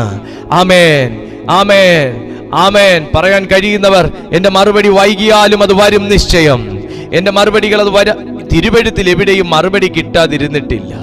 തിരുവെഴുത്തിൽ എവിടെയും മറുപടി കിട്ടാതിരുന്നിട്ടില്ല. തിരുവെഴുത്തിൽ എവിടെയും മറുപടി കിട്ടാതിരുന്നിട്ടില്ല. പ്രാർത്ഥിച്ച ഭക്തനും മറുപടി കിട്ടി, എത്തി നോക്കിയ ദൂതനും മറുപടി കിട്ടി, എത്തി നോക്കിയ ദൂതനും മറുപടി കിട്ടി, കാത്തിരുന്നവനും മറുപടി കിട്ടി, മുറിയടച്ചിരുന്ന പ്രാർത്ഥിച്ചവനും മറുപടി കിട്ടി. അങ്ങനെയെങ്കിൽ ഇന്ന് രാത്രിയിൽ മാന്യ സുഹൃത്തേ, നീ ചോദിച്ചതിലും നനച്ചതിലും അത്യന്തം പരമായി എൻ്റെ ദൈവം നിന്റെ ജീവിതത്തിൽ ചെയ്യും. ഓ രാമാശിയാം ദീർഘമന. പരിശുദ്ധ ദൈവമേ, പരിശുദ്ധ ദൈവമേ, ഒന്ന് വിളിച്ചേ ദൈവമക്കളെ, കർത്താവേ എന്നൊന്ന് വിളിച്ച്. എവിടെയെങ്കിലുമൊക്കെ നമ്മൾ വേദന അനുഭവിച്ചിട്ട് ദൈവത്തെ തള്ളിപ്പറഞ്ഞെങ്കിൽ, എവിടെയെങ്കിലുമൊക്കെ നമ്മൾ കർത്താവിനെ കുറ്റപ്പെടുത്തിയെങ്കിൽ ദൈവത്തോട് പറഞ്ഞേ, അപ്പാ ഐ ആം സോറി. മറുപടി വൈകി വന്ന അനുഗ്രഹീത ഭക്തന്മാരുണ്ട്, ദൈവത്തെ കുറ്റപ്പെടുത്താതെ കാത്തിരുന്ന ഭക്തന്മാരുണ്ട്. I am sorry daddy. കുറ്റപ്പെടുത്തിയതിനായി മാപ്പ്, പിറുപിറുത്തതിനായി മാപ്പ്. ഹോ രാമാശിയാം ദേൽഖിയാം റിയാം ദേൽഖിയാം. നിന്റെ മറുപടി വൈകി വന്നാലും മറുപടി വരുമെന്നുള്ളതാ സത്യം. നിന്റെ മറുപടി വൈകി വന്നാലും വൈകിയാലും മറുപടി വരുമെന്നുള്ളതാ സത്യം. Glory to Jesus. ഇന്ന് വളരെ പ്രതീക്ഷയോടെ കാത്തിരിക്കുന്ന ചില വ്യക്തികൾ, ആമേൻ. അപ്പൻ വെയിറ്റ് ചെയ്തു, ധൂർത്തപുത്രന്റെ അപ്പൻ വെയിറ്റ് ചെയ്തു, മറുപടി വൈകി. മകന്റെ കയ്യിലിരിക്കുന്ന ധനം തീരത്തക്ക വണ്ണമുള്ള നിലയിൽ മറുപടി വൈകിയാലും അവൻ അപ്പന്റെ സ്നേഹത്തെ തിരിച്ചറിഞ്ഞു. അവൻ മടങ്ങി വന്നു എങ്കിൽ മറുപടി വൈകിയാലും മടങ്ങി വരും. നിന്റെ തലമുറകൾ ഇതുവരെയും ട്രാക്കിലായിട്ടില്ലെങ്കിലും, അവർ വിശ്വാസത്തിൽ വന്നിട്ടില്ലെങ്കിലും, നീ വിശ്വസിച്ചേ കുഞ്ഞെ, അഴിഞ്ഞു പോകുന്നതും തീയിൽ ശുദ്ധീകരിക്കുന്ന പൊന്നിനേക്കാൾ നിന്റെ വിശ്വാസം വിലയേറിയതായതുകൊണ്ട് അവൻ മടങ്ങി വരുമെന്നുള്ള നിന്റെ വിശ്വാസത്തിന് മറുപടി അല്പം വൈകിയാലും മറുപടി വരും. നീ പ്രതീക്ഷിക്കുന്ന, നിന്നെ വിട്ടുപോയവർ നിന്നെ വിളിക്കുമെന്ന് നീ പ്രതീക്ഷിക്കുന്നു, നീ വിശ്വസിക്കുന്നു. അവരുടെ വിളി അല്പം വൈകിയാലും മറുപടി വരും.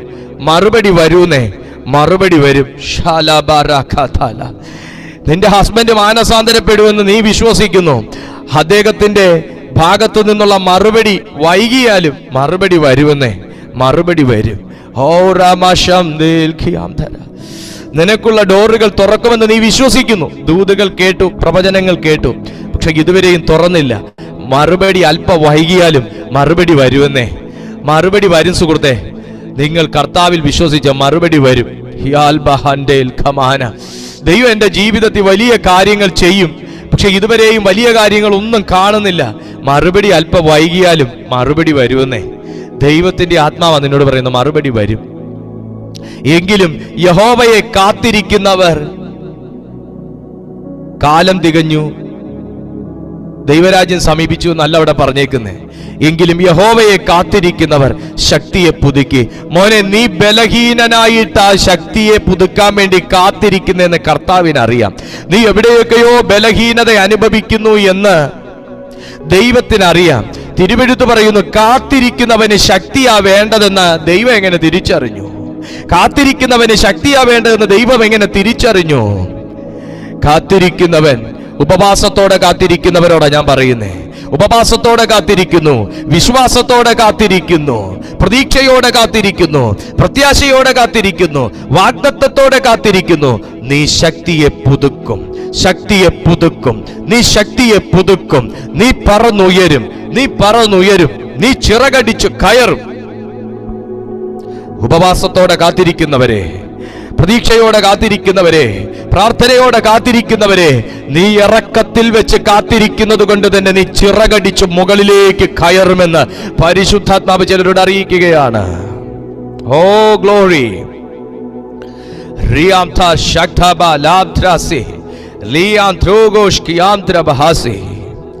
ദൈവകരങ്ങളിലേക്ക് ജനത്തെ ഞാൻ സമർപ്പിക്കുന്നു പിതാവേ. ഇത് രാത്രി വലിയ ദൈവപ്രവൃത്തികൾ ഇതിനകത്ത് നടക്കുന്നതിനായി സ്തോത്രം. ചില ദുരുപദേശങ്ങൾക്കകത്ത് പെട്ടുപോയ ചില വ്യക്തികളുടെ കുടുംബങ്ങൾ ഇതിനകത്തുണ്ട്. ദുരുപദേശങ്ങൾക്കകത്ത് പെട്ടുപോയ, അവിശ്വാസത്തിനകത്ത് വീണുപോയ ചില വ്യക്തികൾ എന്നെ കേൾക്കും, വ്യക്തികളുടെ കുടുംബങ്ങൾ എന്നെ കേൾക്കുന്നുണ്ട്. അയാൾ സത്യം തിരിച്ചറിഞ്ഞ് മടങ്ങി വരും. വൈകിയാലും മടങ്ങി വരും, വൈകിയാലും മടങ്ങി വരും, വൈകിയാലും മടങ്ങി വരും.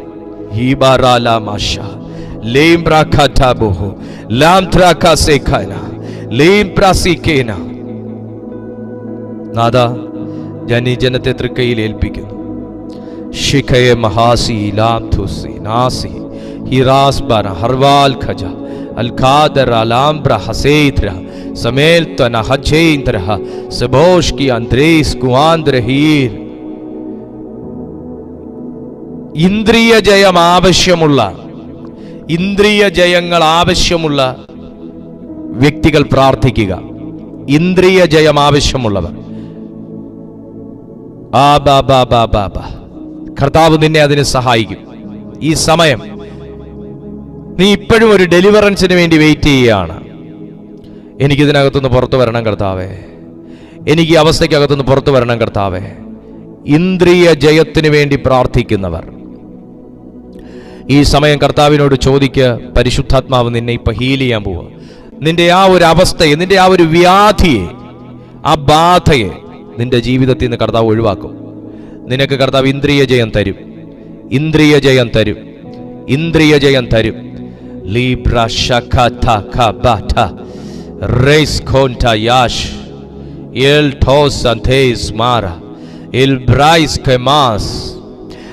ഇത് പ്രാർത്ഥിക്കുന്ന വ്യക്തിയുടെ മേൽ ഒരു വലിയ കവചം വന്ന് പൊതിയുന്നത് ദൈവാത്മാവ് എന്നോട് പറയുന്നു. ഈ ഇന്ദ്രിയ ജയത്തിന് വേണ്ടി പ്രാർത്ഥിക്കുന്ന ഒരു വ്യക്തിയെ വലിയ ഒരു കവചം കൊണ്ട് പൊതിയുന്നത് പോലെ ഒരു കാഴ്ച എന്നെ ദൈവാത്മാവ് കാണിക്കുന്നു. കർത്താവ് എന്നോട് അത് പറയുന്നു. അത് വ്യക്തമായി നിങ്ങൾക്ക് ശരീരത്തിൽ അനുഭവിക്കാൻ കഴിയുന്ന ഒരു ടൈമാണിത്.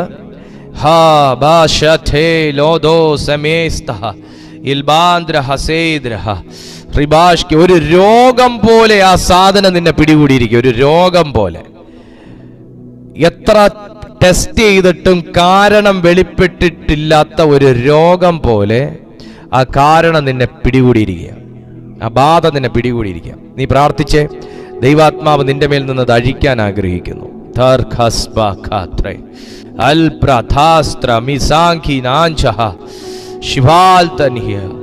ഞാനിത് പറഞ്ഞുകൊണ്ടിരിക്കുമ്പോ അതിന്റെ സൈൻ എന്താ? ആ ഡെലിവറൻസ് വേണ്ട വ്യക്തിയുടെ സൈൻ ഇതാണ്. അവന്റെ ഇടതുവശത്തെ തല, അതായത് അവന്റെ നെറ്റിയുടെ ഇടത് ചെവിയുടെ മുകളിൽ തലവേദനയായിട്ട് ഇപ്പോൾ അവൻ അത് ഫീൽ ചെയ്യുന്നുണ്ട്. അവന്റെ സൈൻ ഇതാണ്. ആ വ്യക്തിയിൽ ഡെലിവറൻസ് നടക്കുന്നു, അവനെ കർത്താവ് തൊടുന്നു, പിശാച് എന്നാൽ അനുഭവിക്കില്ല എന്നുള്ളതിന്റെ തെളിവ് ഇതാണ്. അവനിപ്പോൾ ഇടതുവശം, അവന്റെ തലയുടെ ഇടതുവശത്തെ ആ വശത്തായിട്ടൊരു വേദന അവൻ അനുഭവിക്കുന്നുണ്ട്.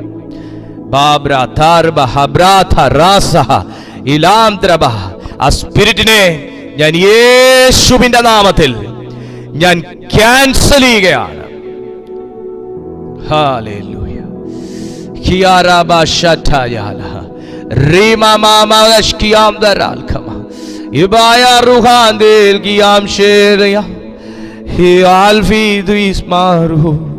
പരിശുദ്ധാത്മാവേ, ഈ ജനത്തെ അവിടുന്ന് ശുശ്രൂഷിക്കുന്നതിനായി സ്തോത്രം. ഞാൻ അങ്ങേക്ക് നന്ദി പറയുന്നു. ഞാൻ ഇവരെ ബ്ലസ് ചെയ്യുന്നു. ഇൻ ജീസസ് നെയിം ആമേൻ. ദൈവമക്കളെ, ഈ വീഡിയോയ്ക്ക് നിങ്ങൾ ഒരു ലൈക്ക് കൊടുക്കുന്നതോടൊപ്പം ഈ ചാനൽ സബ്സ്ക്രൈബ് ചെയ്തിട്ടില്ലെങ്കിൽ നിങ്ങൾ സബ്സ്ക്രൈബ് ചെയ്യുക. എല്ലാ ദിവസവും രാവിലെ 6:30-ക്കും വൈകുന്നേരം 6:30-ക്കും നമുക്ക് ലൈവായിട്ട് മീറ്റിംഗ് ഉണ്ട്. നിങ്ങളുടെ പ്രാർത്ഥനാ വിഷയങ്ങൾ ഈ കാണുന്ന നമ്പറിൽ വാട്സാപ്പ് മുഖേനയോ നോർമൽ കോൾസിലൂടെയോ നിങ്ങൾക്ക് എങ്ങനെ വേണമെങ്കിലും നിങ്ങളുടെ പ്രാർത്ഥനാ വിഷയങ്ങൾ, നിങ്ങളുടെ സാക്ഷ്യങ്ങൾ ഞങ്ങളെ അറിയിക്കാം. ഒപ്പം ഞങ്ങളുടെ ഈ കുഞ്ഞു കൂട്ടായ്മയെ നിങ്ങൾ കൈത്താങ്ങാൻ, സാമ്പത്തികമായി നിങ്ങൾ കൈത്താങ്ങാൻ ആഗ്രഹിക്കുന്നുവെങ്കിൽ ഈ കാണുന്ന ഇതേ നമ്പറിൽ തന്നെ, നമ്മുടെ പ്രെയർ ലൈൻ നമ്പർ തന്നെ നിങ്ങൾക്ക് ഉപയോഗിച്ച് പേയ്മെൻറ്റ് ആപ്ലിക്കേഷൻസിലൂടെ നിങ്ങൾക്ക് ഞങ്ങളുടെ ഈ കൊച്ചു മിനിസ്ട്രിയെ നിങ്ങൾക്ക് കൈത്താങ്ങാം. എന്നാൽ നാളത്തെ ഒരു വലിയ മിനിസ്ട്രി ആയി തീരും ഇത്. അതൊരു വലിയ സത്യമാണ്. മറ്റ് ഡീറ്റെയിൽസോ കാര്യങ്ങളോ എന്തെങ്കിലും ആവശ്യമുണ്ടെങ്കിൽ ഞങ്ങളുടെ ഇതേ നമ്പറിൽ തന്നെ വിളിച്ച് അന്വേഷിക്കാവുന്നതുമാണ്. ഒപ്പം നിങ്ങളിത് ഈ വീഡിയോ മറ്റുള്ളവർക്കും കൂടെ ഷെയർ ചെയ്യുകയും അവരെ കൂടെ ഈ കർത്താവിൻ്റെ കൂട്ടായ്മയിലേക്ക് കൂട്ടിക്കൊണ്ടുവരിക. പരിശുദ്ധാത്മാവ് അധ്യക്ഷനായിരിക്കുന്ന ഈ കൂട്ടായ്മയിൽ ഓരോ ദിവസവും പുതിയ പുതിയ അംഗങ്ങൾ വന്നു ചേരുന്നതിൽ ഞാൻ അതിയായി സന്തോഷിക്കുന്നു. ഞാൻ എൻ്റെ ദൈവത്തെ സ്തുതിക്കുന്നു. നിങ്ങൾക്ക് കർത്താവ് എല്ലാ നന്മകളും നൽകട്ടെ. കർത്താവ് നിങ്ങൾ അനുഗ്രഹിക്കട്ടെ. നാളെ രാവിലത്തെ മോർണിംഗ് മീറ്റിംഗ് കറക്റ്റ് 6:30 മണിക്ക് തന്നെ, അങ്ങോട്ടും ഇങ്ങോട്ടും വ്യത്യാസമില്ല, കൃത്യം 6:30 മണിക്ക് തന്നെ അതിൻ്റെ മെസ്സേജ് സ്റ്റാർട്ട് ചെയ്യും. നിങ്ങളെല്ലാവരും ജോയിൻ ചെയ്യുക. മറ്റുള്ളവരെ കൂടെ ഞങ്ങളുടെ ആ മോർണിംഗ് മെസ്സേജ് നിങ്ങൾ അയച്ചു കൊടുക്കുകയും അവരെ കൂടെ നിങ്ങൾ ഓർമ്മിപ്പിക്കുകയും ചെയ്യുക. ഈ മീറ്റിംഗ് 6:30 മണിക്ക് നമുക്കുണ്ട് എന്ന് നിങ്ങൾ അറിയിക്കുക. അവരെ കൂടെയൊക്കെ നിങ്ങൾ കർത്താവിൻ്റെ രാജ്യത്തിലേക്ക് നേടണമേ എന്നും കൂടെ ഞാൻ ഓർമ്മിപ്പിക്കുന്നു. ദൈവം നിങ്ങളെ അനുഗ്രഹിക്കട്ടെ. കർത്താവ് നിങ്ങളെ ശക്തീകരിക്കട്ടെ, സഹായിക്കട്ടെ. ദൈവം നിങ്ങളെ ബലപ്പെടുത്തട്ടെ എന്ന് ഞാൻ ആശംസിക്കുന്നു.